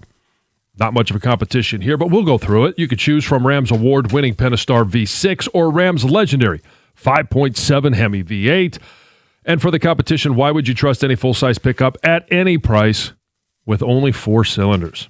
Try towing something with it. Try having fun, working, passing someone. It's not going to happen with a 4-banger. The full-size Ram 1500 is built right here in Sterling Heights, so we're creating more jobs for us. And comfort and easy use technology, nothing beats a Ram. Ram has a 5-link coil suspension. All it's going to take is 1 test drive, and you're going to feel how much smoother a Ram is right now. Lease payments on a new Ram truck are phenomenal. So other financing offers for well-qualified buyers. All you got to do is pull into your Ram dealer today, any one of them. Just start one, and you're going to hear the difference.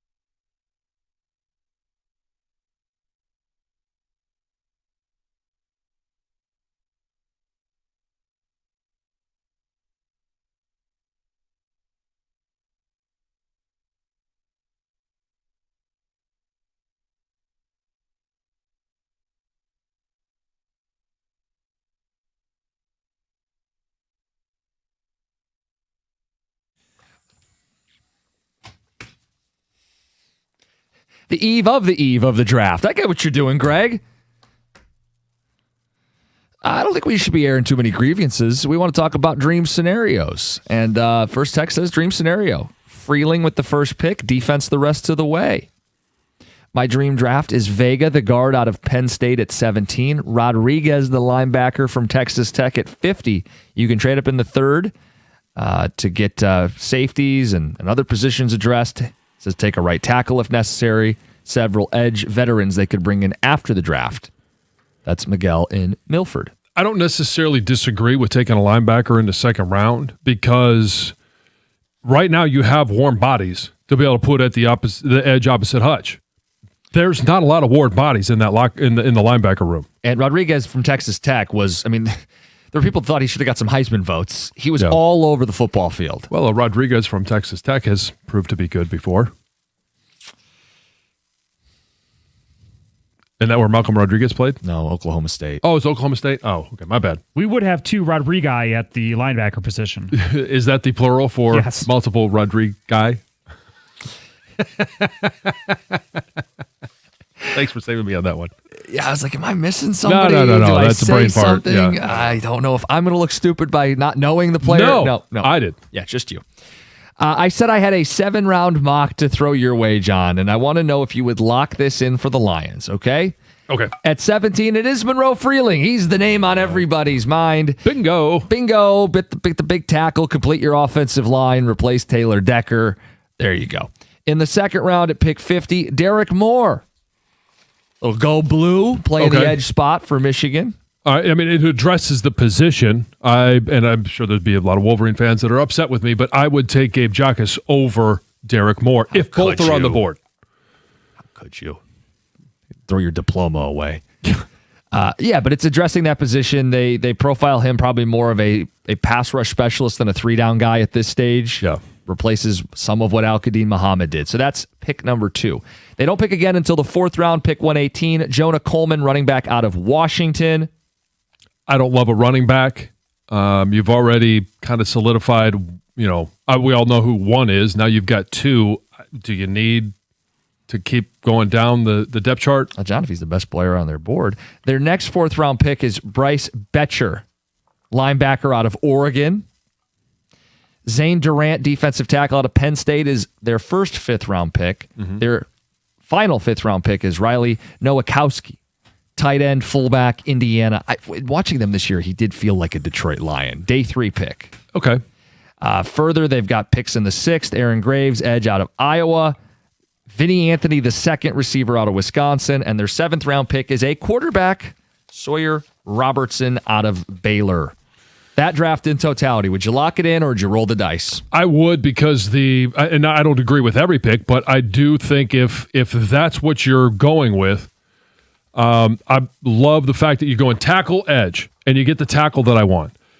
After that, again, I disagree with the running back in the 4th round. I disagree with quarterback in the 7th.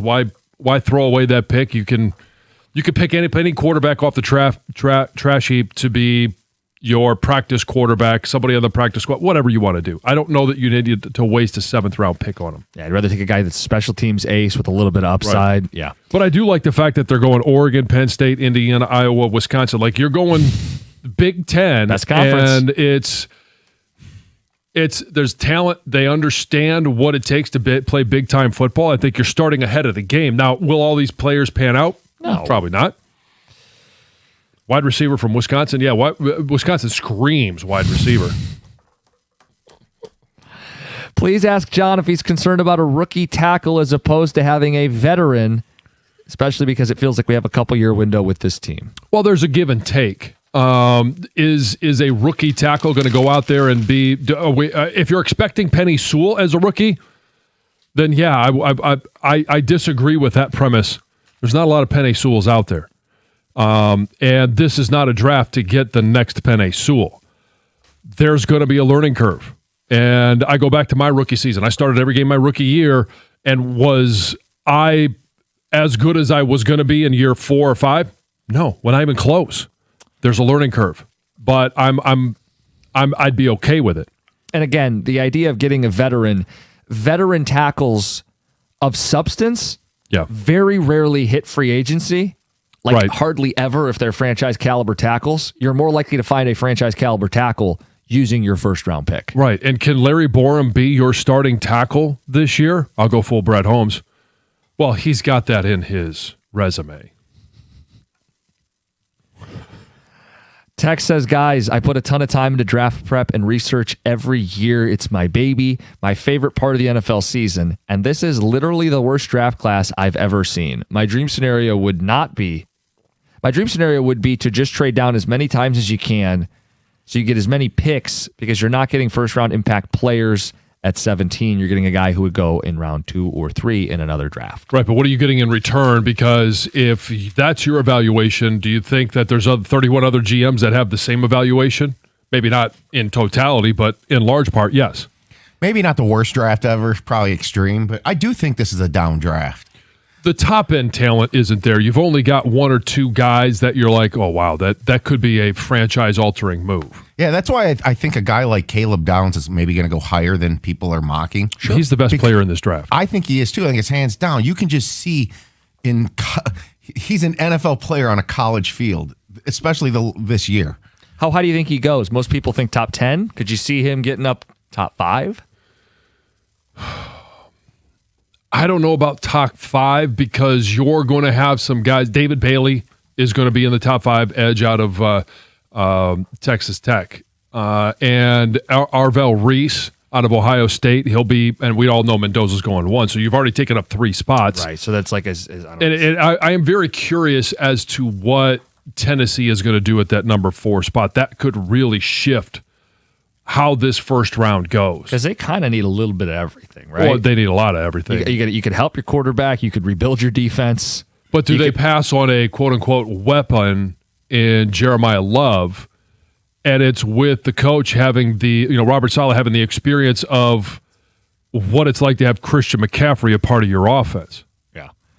For example, in this 7-round deal, it's Jordan Reed from ESPN. He has Caleb Downs going 10 to the New York Giants. So that's just crazy to me. It's just like, that's just putting, because of the position, you're not taking them. Like, to me, this is the kind of draft where, I'm going to do it, Greg. Get yourself a football player. Get yourself, there's a lot of guys that I don't know, man. I could see a lot of busts high in this draft. If they don't have passion for, maybe they have, Brad Holmes talks about the buckets, right? If they have an offensive tackle bucket that has maybe 3 guys that are about the same, I think they take Caleb Downs at 5 and take a tackle at 10 because they now have those 2 top 10 picks. Right. Yeah. And Love, by the way, 7th in this to the Commanders. I like that fit a lot. The Commanders need a lot too, though, especially defensively. I've seen that a landing spot for Ruben Bain. Sure. Bain goes 9 to Kansas City in this one. Feels like back end of the top 10 is where most people have him. Yeah. See, we need to get Bain here so then we can play Bain drops. Dark Knight Rises. Yeah, the only way you get him is if you move up. I know. And I don't know. Can we send him one of those like the gas masks? 1 minute. If we had him, we'd have tiny hands and tiny arms. Short arms. There's a big difference between tiny arms Yes, and you're short right. arms. You're right. I did get a message saying He has done his curls. a message saying today is not draft Eve, it's draft day Adam, because Adam came before Eve. Getting all biblical this morning. I didn't make it up. It got sent in. 248-539-9797. Your dream scenario for the Detroit Lions as we are counting down the days. We are right around the corner from seeing what they do at 17. And I think pick 50 is fascinating. You get 2 in the top 50. Those guys should be, if not starters, contributors. What's your dream scenario as a Detroit Lions fan? John was watching that Tigers game yesterday, and he had quite the strong reaction to something that happened in that game. I wonder if you guys felt the same way. We'll mix it in next, 97.1.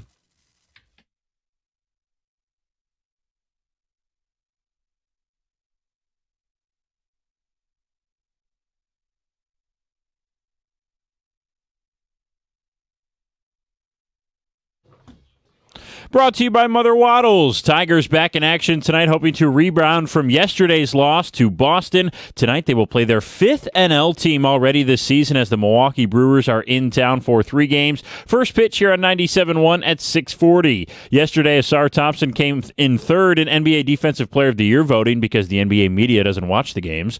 Asar had just 9 second-place votes behind Chet Holmgren. Victor Wembanyama won the award unanimously for the first time in league history. Game 4's tip-off time for the Pistons was also announced this morning. After Game 2 tomorrow night, the series shifts to Orlando for Games 3 and 4. Game 4 next Monday will tip off at 8 p.m. In the NBA games last night, Cleveland now has a 2-0 series lead after another convincing win over Toronto. Nuggets-Timberwolves is now even at 1 game apiece after Minnesota's win. The same goes for Hawks-Knicks as Atlanta stole a road win yesterday. And in the NHL, 2 teams went up 2-0 in their series as Philly rolled Pittsburgh 3-0. Carolina is up 2-0 in their series, but it took some extra hockey to get there before sending their fans home happy.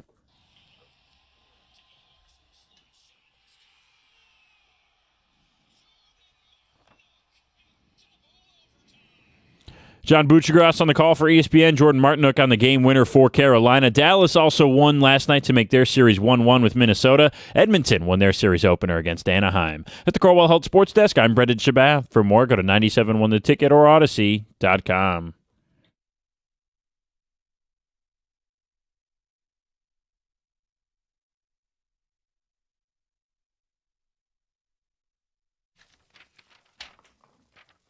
We're giving away Weezer tickets in the 9 o'clock hour of today's show. Chance to win all week long. Coming to Detroit in September. Little Caesars Arena, September 23rd. Good morning, 97.1. Jim Costa, John Jansen, Heather Park, Gov and Greg behind the glass. Thanks for being with us on a Tuesday. Something happened in yesterday's Tigers game that, John, really set you off. It did. And, I mean, just to kind of, I guess, set the scene, you had a situation at the end of the game, top of the ninth. You go into the top of the ninth and you're down 5 runs. It's 8-3. Hao-Yu Lee comes through with a double to start things off. Jake Rogers, not expecting a lot from him. He grounds out. Kevin McGonigal doubles to right, moves the Lee over, so you got runners on second and third. Gleyber Torres, one of the better eyes on the team, and he singles to right, so Hao-Yu Lee scores. McGonigal's runs over to third base. Now you get the runners at the corner with only 1 out, and you are down 4. So you think, all right, hey, Cole Keith is on deck. All right. Hey, this is the top of the lineup. This is the last game against Kansas City in the bottom of the ninth at home, right? You get top of the lineup up, all the bats you want to produce, except Boston makes a change. They put Aroldis Chapman. How could they? On the bump. He happens to throw with his left hand. He sure does. And Colt Keith happens to bat from the left batter's box. Drats. Well, you can't have left on left, so who's the best right-handed bat you could possibly go with? And A.J. Hinch looks down at his lineup, looks down at his bench and goes, Torque, get in there. Let's go. Let's keep the momentum going. Let's go ahead and rock Aroldis Chapman. And some of the numbers for Spencer Torkelson, just to make sure everybody has the full view of things. Against lefties, you would expect. Right-handed hitter, all right. Hey, he's his spot, yeah. You're putting him in the bottom of the top of the ninth, you're going to light it on fire. Well, he's batting 189 right now against lefties. Tell me there's a lot of power, though, right? Well, he has no home runs. Oh, yeah, well. And this year on the road, doesn't matter, left or right, he's batting 125. So let's take out a 300 hitter, a guy that's having the start of the best year of his career in Colt Keith, a guy with a lot of confidence, a guy that everyone has a little bit of confidence in, and who knows, maybe Colt Keith strikes out. But odds are that Torkelson will, and he does. Now you got 2 outs. You've kind of stymied the momentum just a little bit, but hey, Riley Green, 2 outs. Again, same position he was in against Kansas City, and we've all talked about Riley Green. You know, he's not a guy that you want up in that situation. Well, he comes through again, doubles to right. McConaughey scores, Torres scores, and now you're only down 2, but it's 2 outs and just not enough left in the tank. Dingler grounds out, and game over. I don't know if anything changes if Colt Keith stays in there instead of Spencer Torkelson. But I like the odds of having a reliable bat, somebody with a good eye in there to put bat on ball. And at least move runners around a little bit instead of strike out, runners stay where you are. It was a long shot to come back down 5 runs in the 9th inning. But you had a better shot with the better hitter at the plate. Mm-hmm. I defend a lot of the matchup stuff AJ does. I tend to get it from a numbers standpoint. But this is over-managing. Taking out a good bat for a bad bat. I don't care if it's right or left at that point. Good bat versus bad bat. Spencer Torkelson is a rally killer. He couldn't hit water if he fell out of a boat. The idea that you have to get him in because he bats from the other hand is silly. If you're going to grab somebody, grab Javi. Yeah. Like, I don't... No. Not Javi. Javier. But beyond that, why can't Keith hit lefties? He hit 300 against lefties. Not with a ton of power, but as a rookie, he hit 300. And now they've banished him to platoon status. We had AJ on last week, and I said, is this just going to be how it is? And AJ said, no, we think he can hit lefties. So I guess I just don't understand why they felt compelled that they had to go to Spencer Torkelson there. I mean, that's a great point. I mean, Javi was sitting right there. And, I mean, let's just go back a year against Boston. And we heard all series long about how much he likes to play against the Boston Red Sox. And he's been productive. He's sitting on the bench. He's ready to go. He's playing with confidence. Now, let's go. Hey, Torque, get in there. Now's the time that you break out of this slump. So there's 2 things at play. There's the over-managing with Keith, and why can't we see him more against lefties? Like Didn't we ask him about that? AJ? Yeah. Yeah, let's play it for people.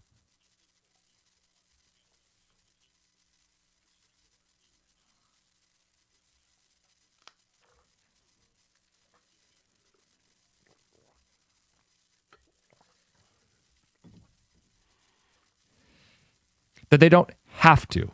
The strength of the team is they don't have to. But Torque's not the strength of the team. That's the other part of this equation. Like, you can fixate on the Keith part or the Torque part, but when they both came together yesterday, it set John off. Did it bother you too? 248-539-9797. Because it feels like the team, I mean, they're winning ball games. Yeah. The offense is coming alive, and it feels like Torque is getting left behind. Why did they feel like he must be injected into that spot? Or did anybody have the same reaction I did? I was listening to it on the radio at that point. And as soon as they make that shift of taking out Colt Keith and putting in Torque, I'm going to turn it off. I know how the story's going to end. You ended up having like a 9-pitch battle, but struck out. I've got 4 words for the Tigers from an unnamed texter. 4 words. Torque has to go. Another says Torque is not a major league player. AJ's over-reliance on matchups and micromanaging worked and was cute the first playoff run. But last year and the start of this year, it feels like it's done more harm than good. Just play your best guys. Don't overmanage. Let your best players play. Well, this has always been a part of AJ's MO. And the first playoff run, it was more pitching chaos and pitching matchups. And we talked about that. That overshadowed a lot of what he was doing in the lineup. I don't mind some of it in the sense that it's 162 and like you're going to carry Jahmai Jones. The only games he's going to play in are going to be against lefties. So, yeah, you're going to have some dudes that you strategically, hey, you set up the off day with the other-handed pitcher. Where it gets murky is, hey, we're into the game, man. We're in the second half or the final few innings of a baseball game. I'm not worried about getting guys in. I'm worried about putting my best bats at the plate, regardless of handedness. Because like today, they're going to face a lefty, and I don't know the lineup, but I can tell you with pretty great certainty, we're not going to see Keith Carp, might not see Riley Green. You know, and it just, I wonder, like, how patient long, are they going to be? Yeah. How long does this go? 248-539-9797. Is it overmanaging, and what do you do with Torkelson? A couple guys say he has to go. It is still only April. Right. But I think he should play less. I agree. Until he finds whatever that magic is that he had last year or he had 3 years ago.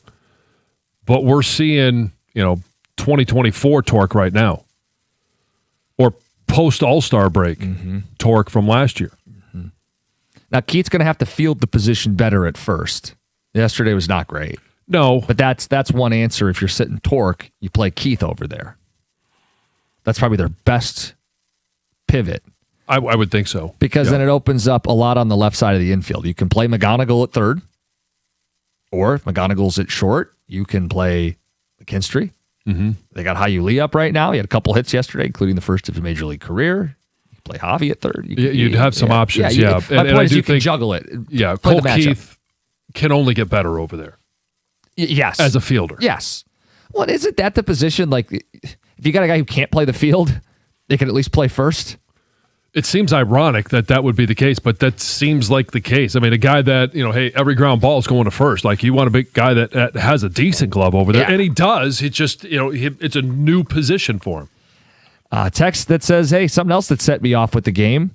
None of this matters if you don't put in Drew Anderson, and they don't give up the 2 runs we lost by. Why is he still on the team? It's very curious.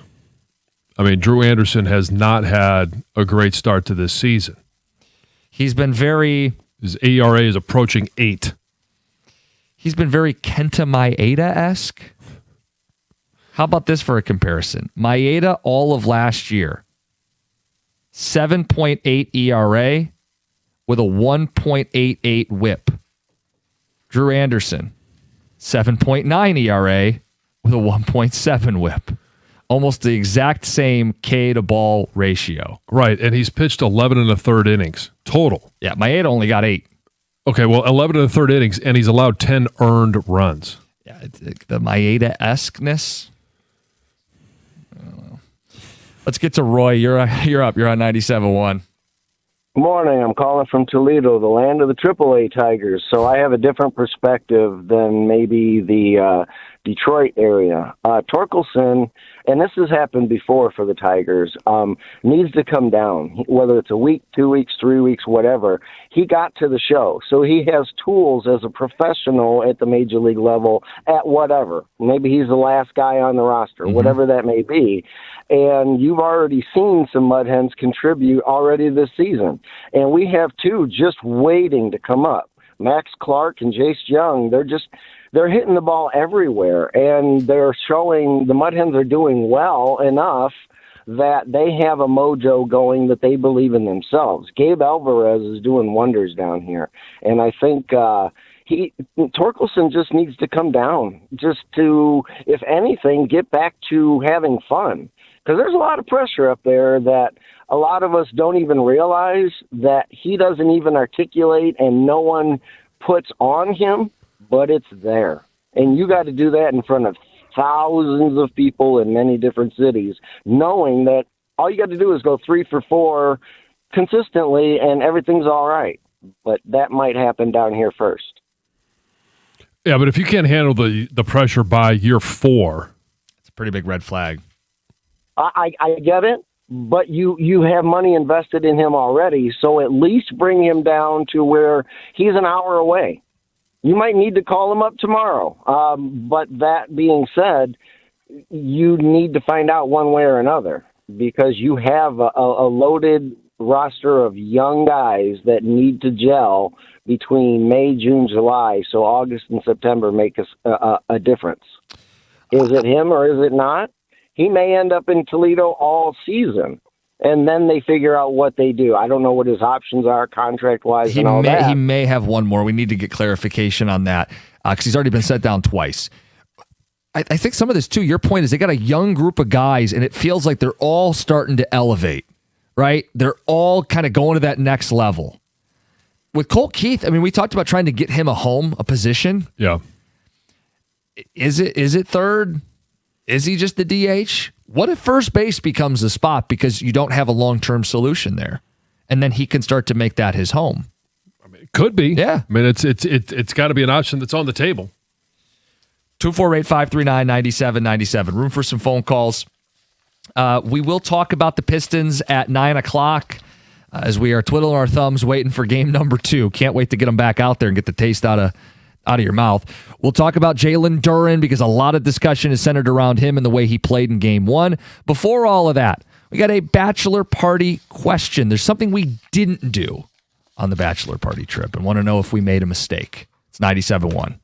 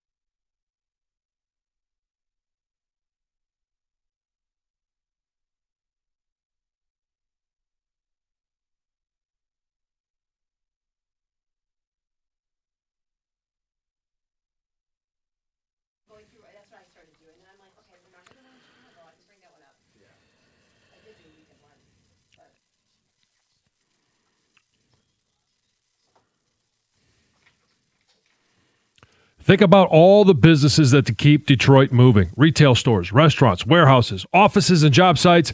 They can't afford break-ins. They can't afford fire damage, and they certainly can't afford downtime. That's where Guardian Alarm comes in. Security cameras, fire protection, access control, live local monitoring backed by real people 24/7. Guardian Alarm has been protecting Michigan businesses since 1930.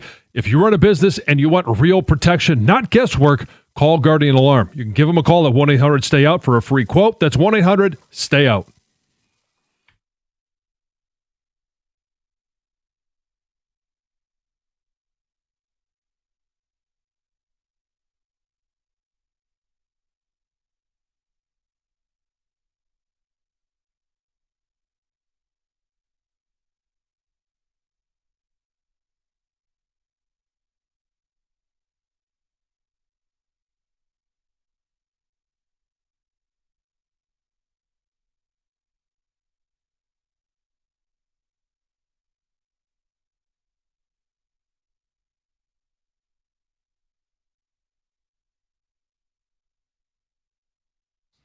And that would be the final. The rally falls just short. Prior to that, you had a one-out situation with runners on the corners. Colt Keith coming up, Aroldis Chapman in the game. AJ's not going to mess lefty-lefty, so he takes out one of his better hitters to put in one of his worst hitters, Spencer Torkelson. I'm cool with matchups, but we can't be putting in bad hitters. Not when you have other better options on the bench. I would have liked to see Keith face some lefties. Sure. AJ has said he's open to it, but didn't in that spot. And then you're right, Javi's on the bench who hits lefties. So I think what AJ was doing here was trying to jumpstart Torque. He didn't start the game. He normally does. And come in a pinch hitting situation. And if he comes through, that could trigger him getting out of his slump. I really do think that was part of it. Well, I think he'll be playing today. Yeah. So I just don't know. Like I'm running out of patience with him. I just don't ever see this. Like he goes in, he's put the Tigers in a situation 3 straight years now where you don't know what you're going to get. You can't have that out of a starter. Like last year, you could argue what he did is one of the main reasons they ended up being a playoff team. Yep. If he didn't, he wasn't going to make the team, right? Right. I mean, there was real talk about that. People may have forgotten. Look, it feels like they're starting to take off as a team, and he's kind of being left behind here. So maybe you're right. Maybe that was AJ saying, hey, come with us. Here's a spot. But I mean, it has to happen soon. Like, I know people are saying it's early and stuff, but these numbers, we referred to this yesterday. I say it again. If he's going to get back to what he's done in his 2 good seasons, quote good, he's going to tear it up here pretty soon. Or it's just not going to happen like it did a couple years ago. And the position he's putting this franchise in for now 3 straight years, it's kind of like we need to know what this team already needs right-handed bats. Well, they were going to play Keith at first last year. Right. And it's a position he still has to learn and play more often. But if they think, hey, he's the better hitter, that gives us more stability at the position. I don't care if your Torque was drafted number 1 overall. Like, we're well beyond that point. Look, I don't think he's going anywhere today or tomorrow, but he's going to play less if he can't hit. Right. And that's why it bothered us is yesterday they inserted him into a big spot and predictably didn't go anywhere. Tech says AJ isn't a manager. He's an older analytic micromanager. Believe those guys do more harm than good because they overthink the scenarios. Torque is still being treated like the number 1 pick, even though he's terrible. Put Keith at first. Bring Max Clark up, Baez to 3rd, or McGonigal at 3rd. There's a better lineup. And that might be where they're at in the middle of the season. Torque is bad at the plate, but part of the game that still bothers me is the brain fart from Flaherty. Botched with the error. That's at least 1 run. Little league stuff cost him at least 2 runs, Bob, in Scottsdale. Yeah, I mean, you could look at a lot of different reasons why the Tigers lost that game. It wasn't because Torque struck out in the 9th. Now, they had some momentum, they had some opportunity, and going from 1 out to 2 outs, like that does matter. Guys, the ceiling for this team can only be reached with Keith and Cart playing more as everyday players. The way Hinch manages seems to raise their floor more than it does their ceiling. Yeah. Yeah, I mean, is there some form of protecting Colt Keith's numbers? Because he's just not going to hit against lefties? There's no reason to protect the numbers. They've already paid him long term. Yeah. I don't fully get it. Anyway, we're going to talk about the bachelor party weekend at 8:35. We didn't do something. Did we miss out? Did we make a mistake? We'll talk Jaylen Duren in the 9 o'clock hour. A lot of conversation centering around the way he played in game 1. Let's get to Heather with the news. Well, this news is brought to you by Gardner White. So you guys, the Lions are getting some help from a very unexpected place. A pro wrestler known for cursing his opponents has now turned his attention to the Detroit Lions and actually all of the Detroit's pro sports teams. So his name is Danhausen, a WWE superstar with this really bizarre, almost like cartoonish persona, right?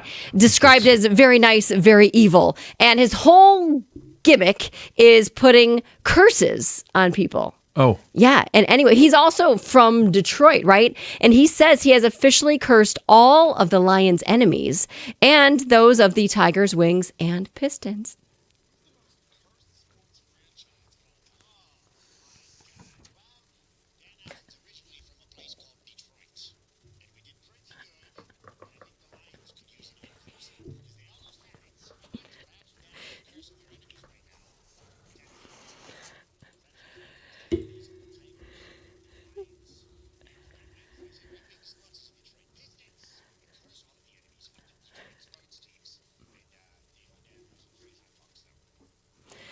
And he was speaking of himself in third person there for a while. Yes. I think it's a fair trade, though. Hot dogs for Sure. cursing all of our opponents. Yes. Sure. What a character. Yeah. So when you said, whether he's kind of a cartoon character, every wrestler is a cartoon They are. character. I know. They so are. A police chase involving a 15-year-old ended in this fiery crash in Detroit Monday morning.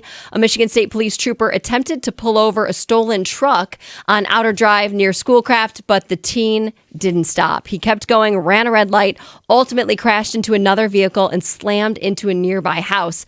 The trooper was able to get to the scene and pull the teen from a burning vehicle, but he was arrested and taken to the hospital. The teen was later released to his mother pending prosecutor review. But it sounds like everyone's sharing their stories. That there was a man, you can see his doorbell camera. You can't really see what happened, the crash, but he had just... his girlfriend had just dropped off a diaper bag and he was walking into the house, and then all of a sudden he hears the crash involving his girlfriend, the mother of his 2 children. And he said he just took off running to go help her. The house that this teen slammed into, I mean, he said it was like knocked off the foundation, but you can see cracks in the wall. I mean, very, very bad. So the girl, the woman who was hit is recovering in the hospital. Sounds like everyone is okay, but Okay. crazy for sure. Yeah.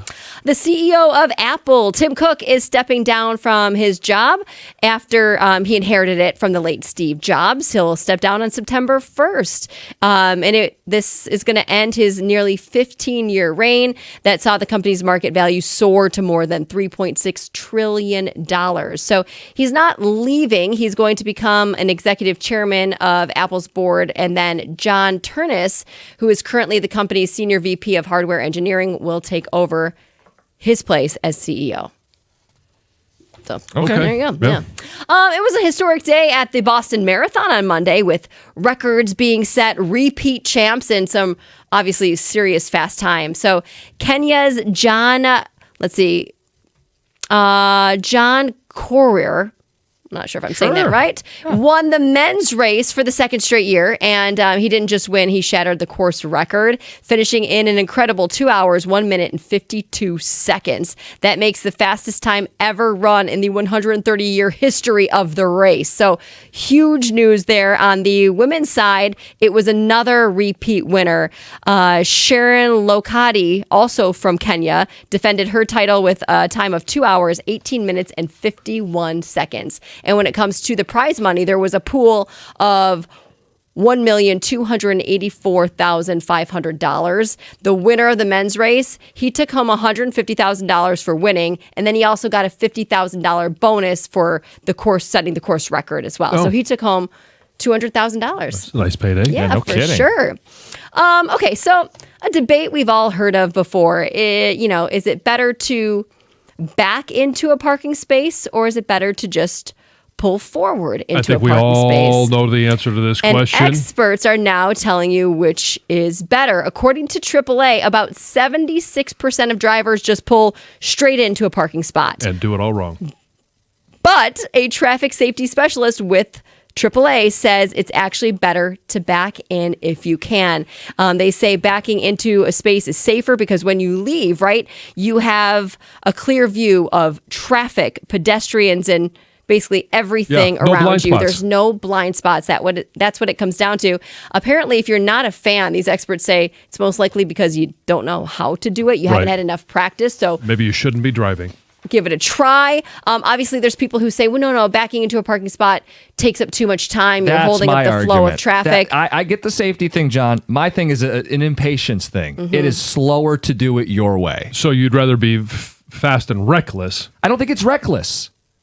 but it clearly is. No, you're saying yours is safer. That's not the same thing as saying the other way is reckless. Well, if you refuse So- to do it the safe way, then you're being reckless. Pulling in forward is faster, but backing in is safer. Yes. Yeah. I think that we can all agree on that. So the safest way to go about Yes. your business And the is more- to back in. And Yes. the more efficient way is to pull in. Sure. Yes. Yes. If you want to make a big show of backing in, you can do it John's way. Or if you don't know big how to show. back in, you're not making a big show. It's I'm not just hard to trying to back make into a sure that spot. They I'm make backup safe cams. and everyone else safe. Mr. Safety. Yeah.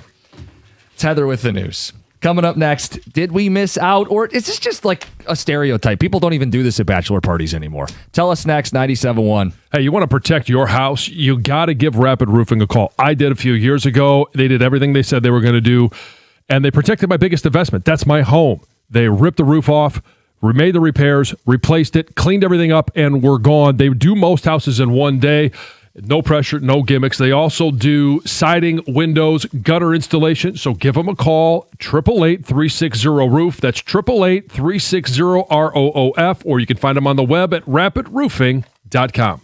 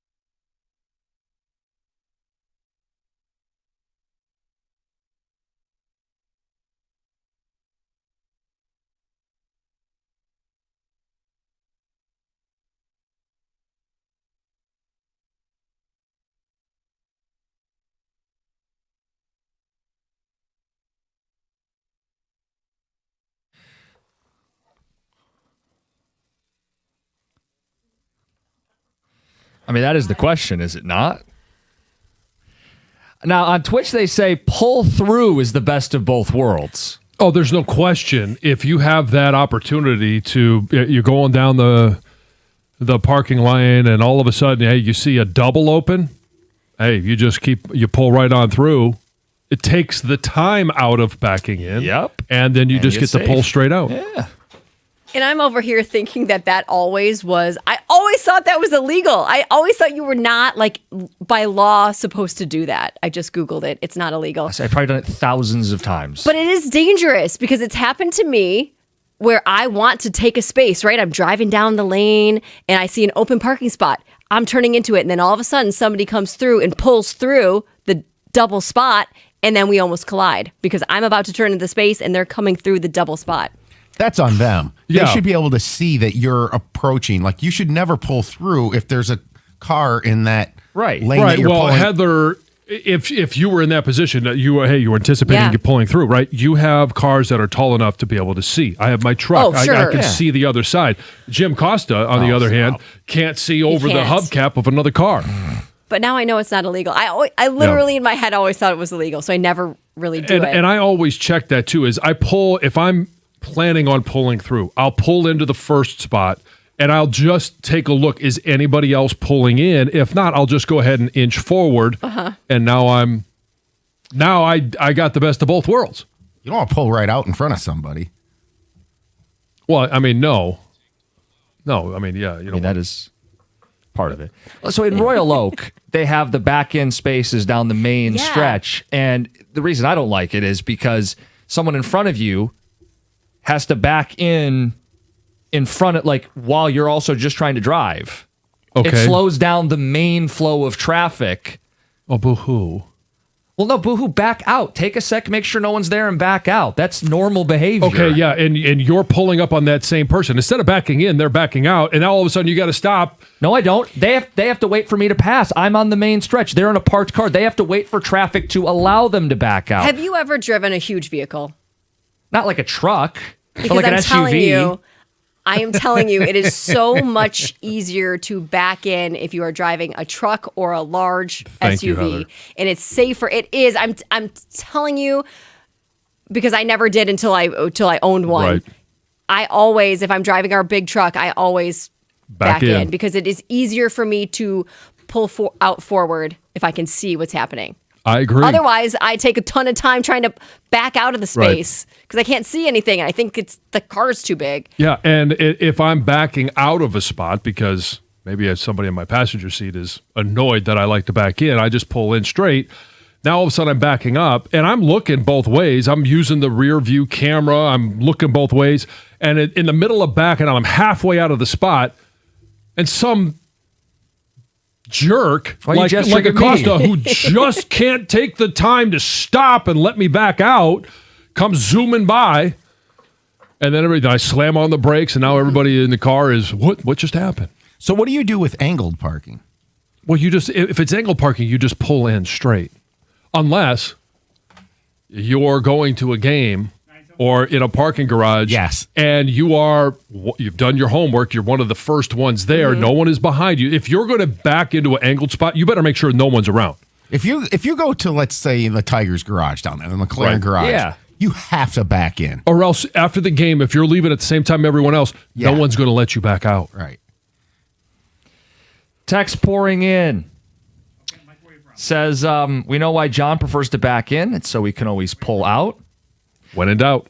He's not the expert on pull out. He's got 5 kids. Could have more. I suppose you're right, John. 248-539-9797. We're getting a little sidetracked. We'll get to the bachelor party question here in a second. Mike in Canton. Mike, you're on 97.1. Yeah. Good morning, Mike. How you doing?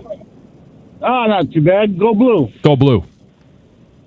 I was just making a comment about it's always safer, regardless what kind of vehicle you're in, to back into a parking spot. So when you go to leave that parking spot, when you're done, you're doing your shopping, in case somebody with a bigger vehicle pulls in alongside you, it's easier and safer for you to pull out and less have somebody hitting you as you're trying to back out of that spot.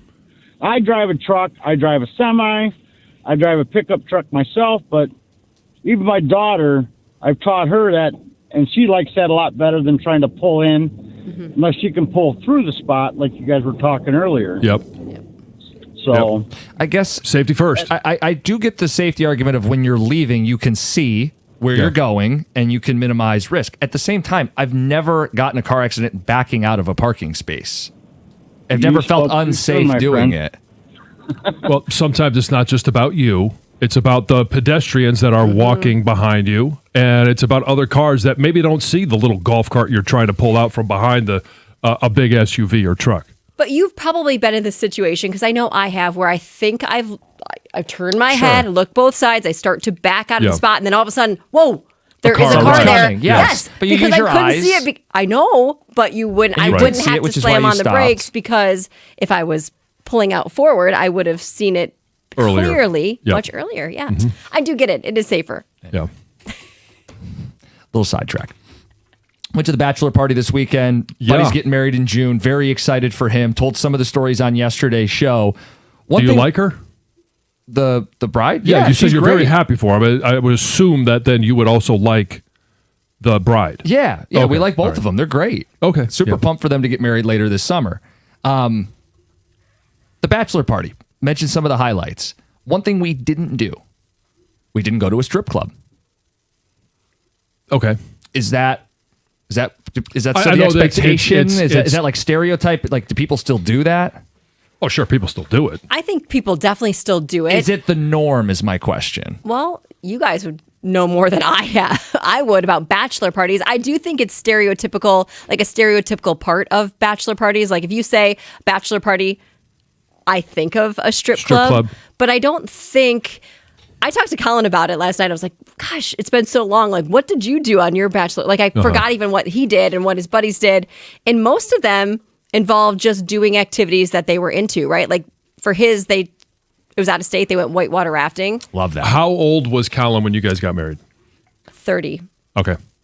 I think with people waiting longer to get married and getting married in their 28, 29, 30, the longer you go, the more established you are in your career, all of those different things.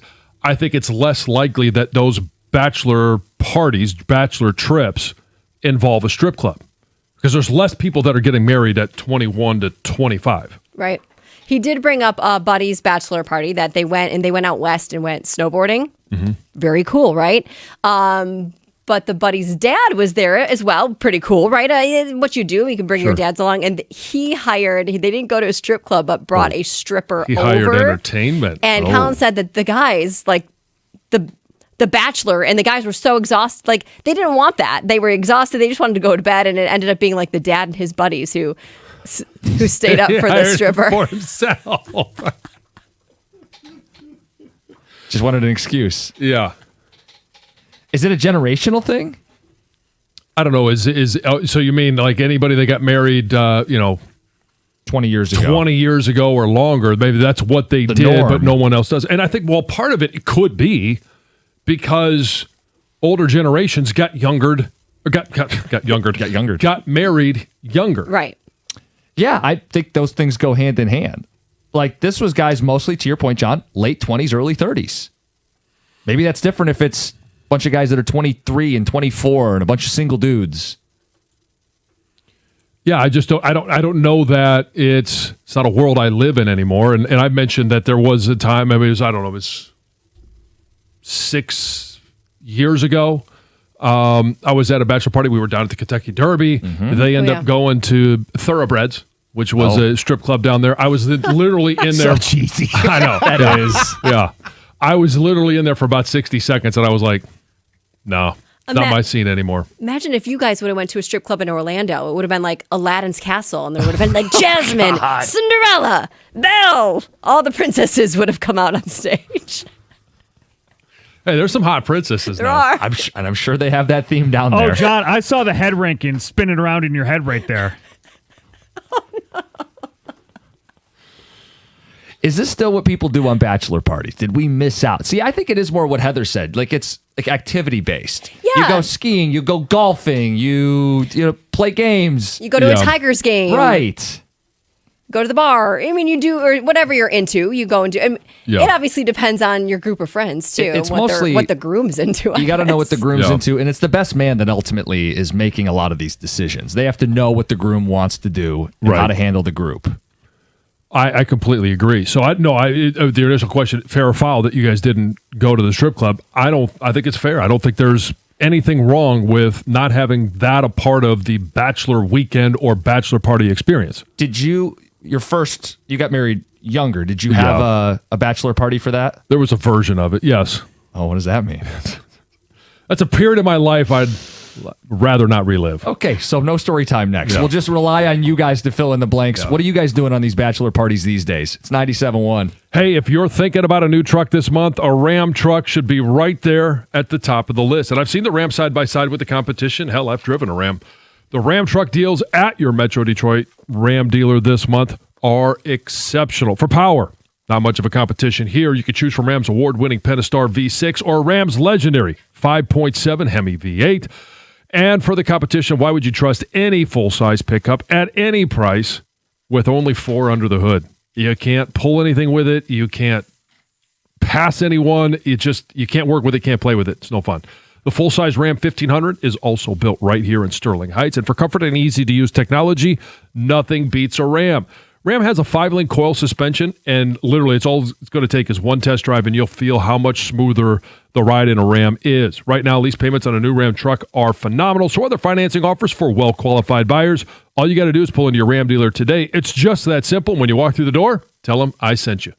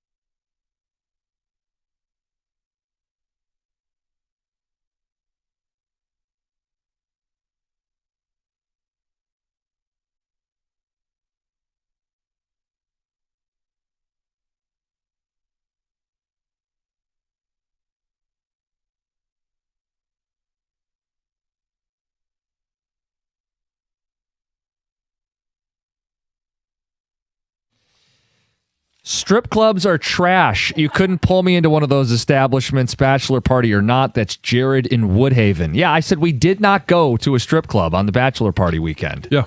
Is that normal? Is that the trend now? People still going to them? Text says, I'm 37. I've never been to a strip club in my life. I think it's a complete waste of money. Well, it is. Yeah. So is going to the casino. People still do it. Are we sure Jim isn't trying to save face in case his wife is listening? He could be lying right now. Okay, would your wife care if No, that's I what don't the think- I guys don't- did no, at I the don't think she bachelor would party? be bothered by it. If you had, Yeah. would you have told her? Yes. Okay. I Yeah, wouldn't have yeah. hit. Yeah, I mean, I think get more in trouble for that. Like, there's 17 guys on the trip. You went to a strip yeah, club yeah, and you you're lied hiding about something. going. Yeah, what are you hiding? No, I just look. If you're going by yourself, I think it's kind of sad, lonely behavior. It's probably a little more acceptable as a bachelor party, but even in that world, like you're going to get all horned up with a bunch of dudes. Yeah. Like, I don't see the appeal to it. I really don't. Even taking the money out of it. No. Never been to the Canadian Ballet? No, John, I haven't. Okay. You, No, not the Canadian Ballet. Heather?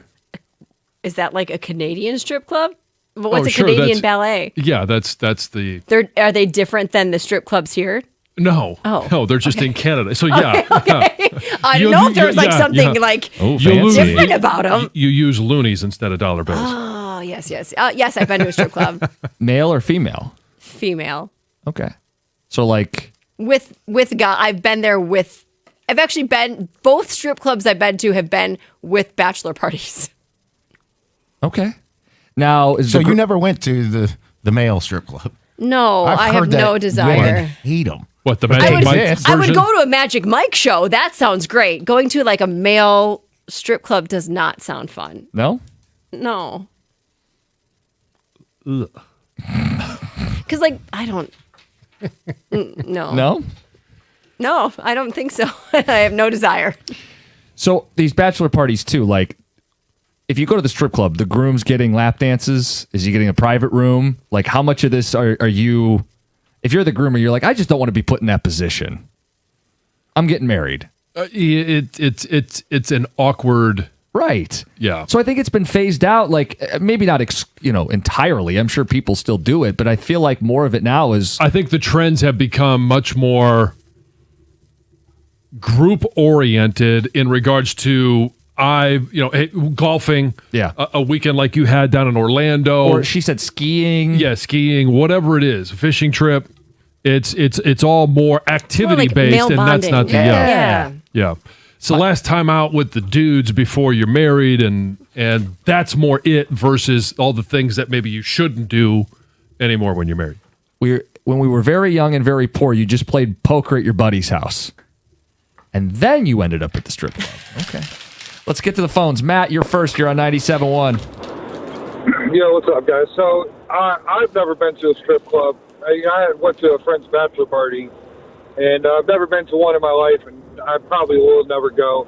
They wanted to go because they said that the strip club had a really good buffet.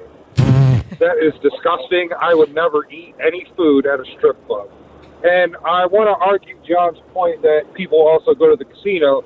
You can win at a casino by wasting money. The only thing you can win at a strip club is STDs.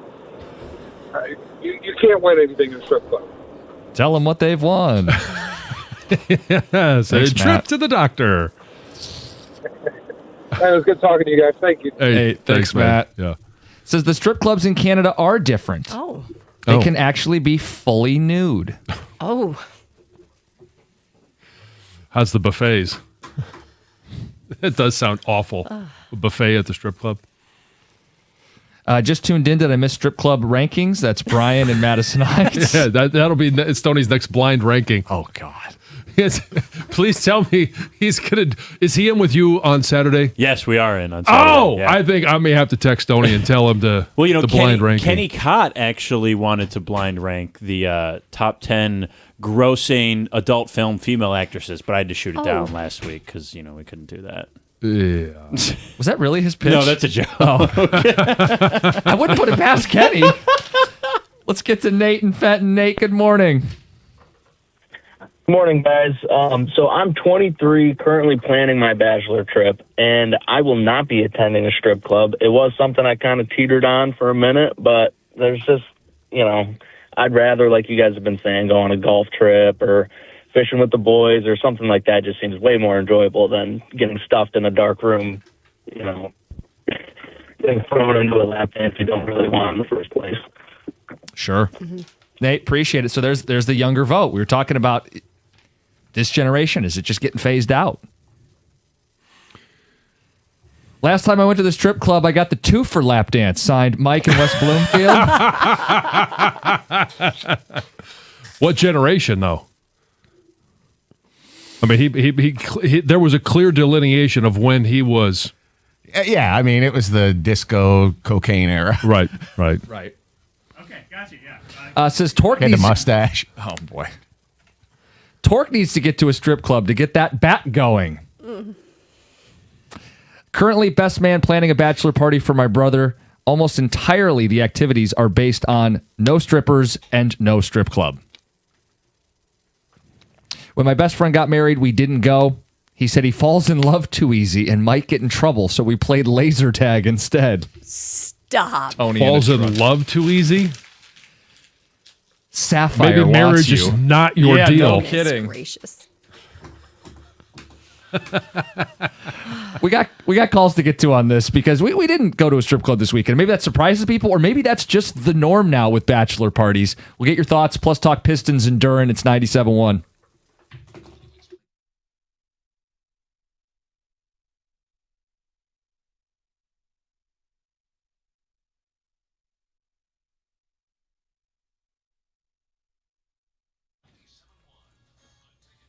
Brought to you by Northville Lumber. Tonight, the Milwaukee Brewers come to town to face the Tigers for the first of a 3-game series here in Detroit. The Brew Crew started the season a scorching hot at 8-2, but then lost 6 straight games. They've since steadied themselves with wins in 4 of their last 5 as they enter tonight's matchup with a 12-8 record this year. The Tigers are 12-10 with wins in 8 of their last 10 after splitting the 4-game series with Boston. Cater Montero gets the start tonight for Detroit. He holds a 3.31 ERA this year, filling in the rotation for Justin Verlander. Montero had no walks and 5 strikeouts in his last outing, but did get roughed up a little for 4 earned runs against the Royals. For Milwaukee, it's Kyle Harrison and his 3.07 ERA making the start tonight. First pitch from Comerica Park is at 6:40. Our pregame show here on 97.1 will start at 6:15. And 6 of the 8 teams that played Sunday night in the NBA playoffs are back in action tonight. The 2 that are not are, of course, the Pistons and Magic for some reason. Nonetheless, playoff action resumes tonight with Sixers Celtics at 7 o'clock. Boston leads 1-0 in that series. Spurs and Trailblazers begin at 8 o'clock in San Antonio after the Spurs cruise to an easy first win on Sunday. And the Lakers and Rockets tip off at 10:30 tonight despite no Luka Doncic or Austin Reeves in Game 1. LA came away with the win. Neither of those 2 will be back tonight either. Kevin Durant is questionable as of right now for Houston. From the Corwell Health Sports Desk, I'm Brendan Shabbat. For more, go to 97.1 The Ticket or Odyssey.com.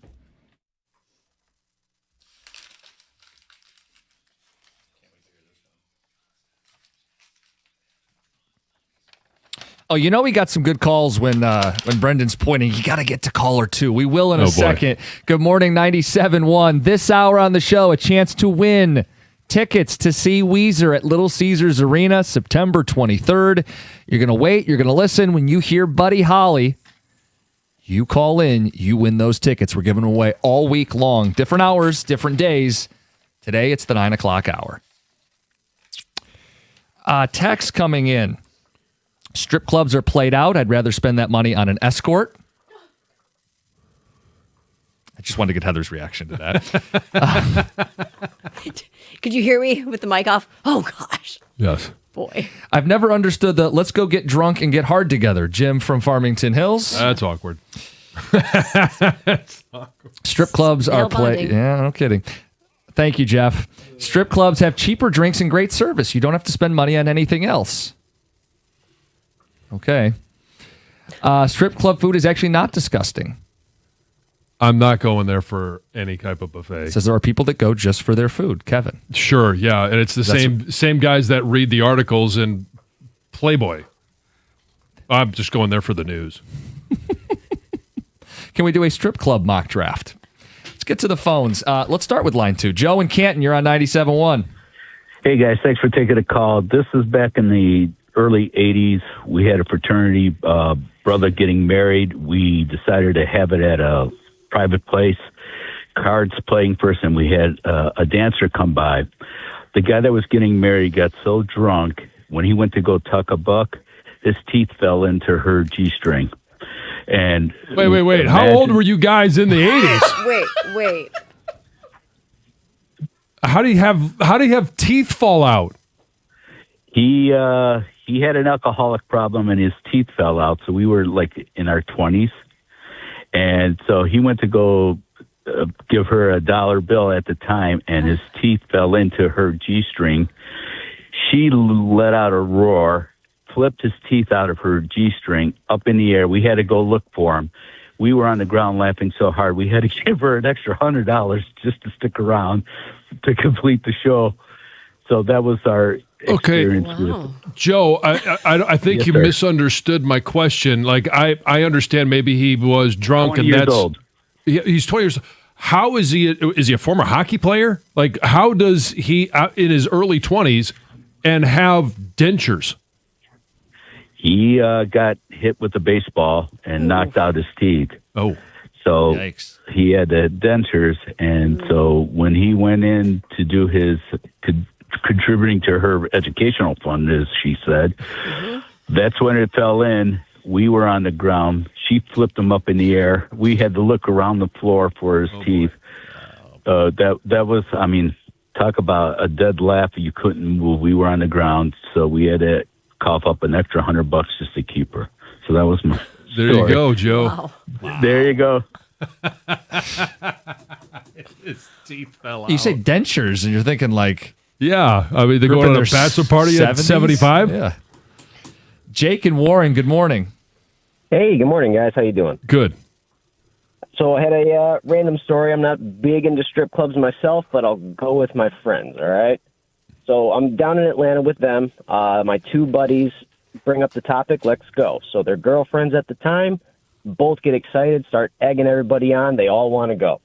So the girls plan this trip. We have no clue where we're going. My one buddy just got paid, and he's excited, so he pays for all of us at this place to get in, right? Mm-hmm.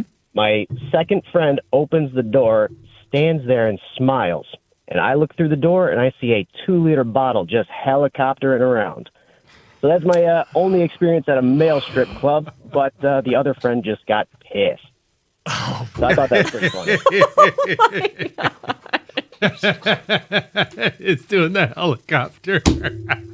Girls surprised us, and we all thought we were going to a female strip club. They surprised us with taking us to a male strip club. Did you guys stay? Needless to say, we didn't stay long, no. My one buddy who paid for us all was just mad, so didn't stay very long there. Uh-huh. Night ended shortly after that. Okay. All right. Yeah, that's a night ender. That's for sure.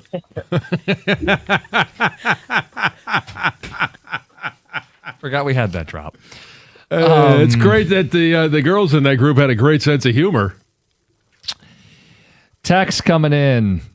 The strip club buffet comes with floss. Last time I ate at the strip club. Well, that's where this person's going. Last time I ate at the strip club buffet, I found a hair in my food. Never went back. Chuck in White Lake. I would like to see more data on bachelor parties without strippers versus divorce rates. Willing to bet no strippers equals more likely to get divorced? Jay in Royal Oak? Because you didn't sow your wild Have oats. one last hurrah. Right. I've never understood that. makes no sense. You're already engaged. Like, Yes. Yeah. It's not acceptable to go cheat on your wife the night before you're... I don't know. Strip clubs in Wisconsin can be fully nude. Damn, Michigan is lame. Just doing a wellness check on Heather. All I hear is groaning in disgust. That's from Abe. We can move on. Gosh. I did say we had plenty of Pistons basketball to discuss. We're twiddling our thumbs because they don't play tonight, and I want to play another game. Sunday was terrible. I want to play Yes. another game. I think Please, this make it team end. should take care of business back in game 2.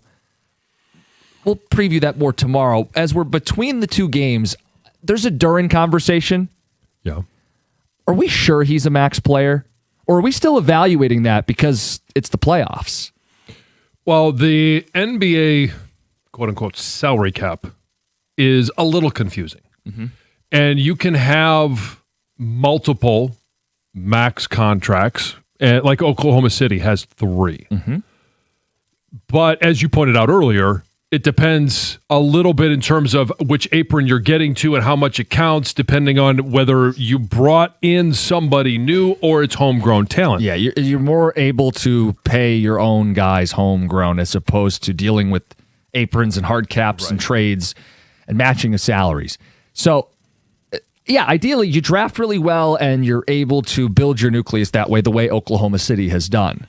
The question for the Pistons is, if you don't have a Robin, I get it, Duren was an all-star, but if you don't have a Robin, someone who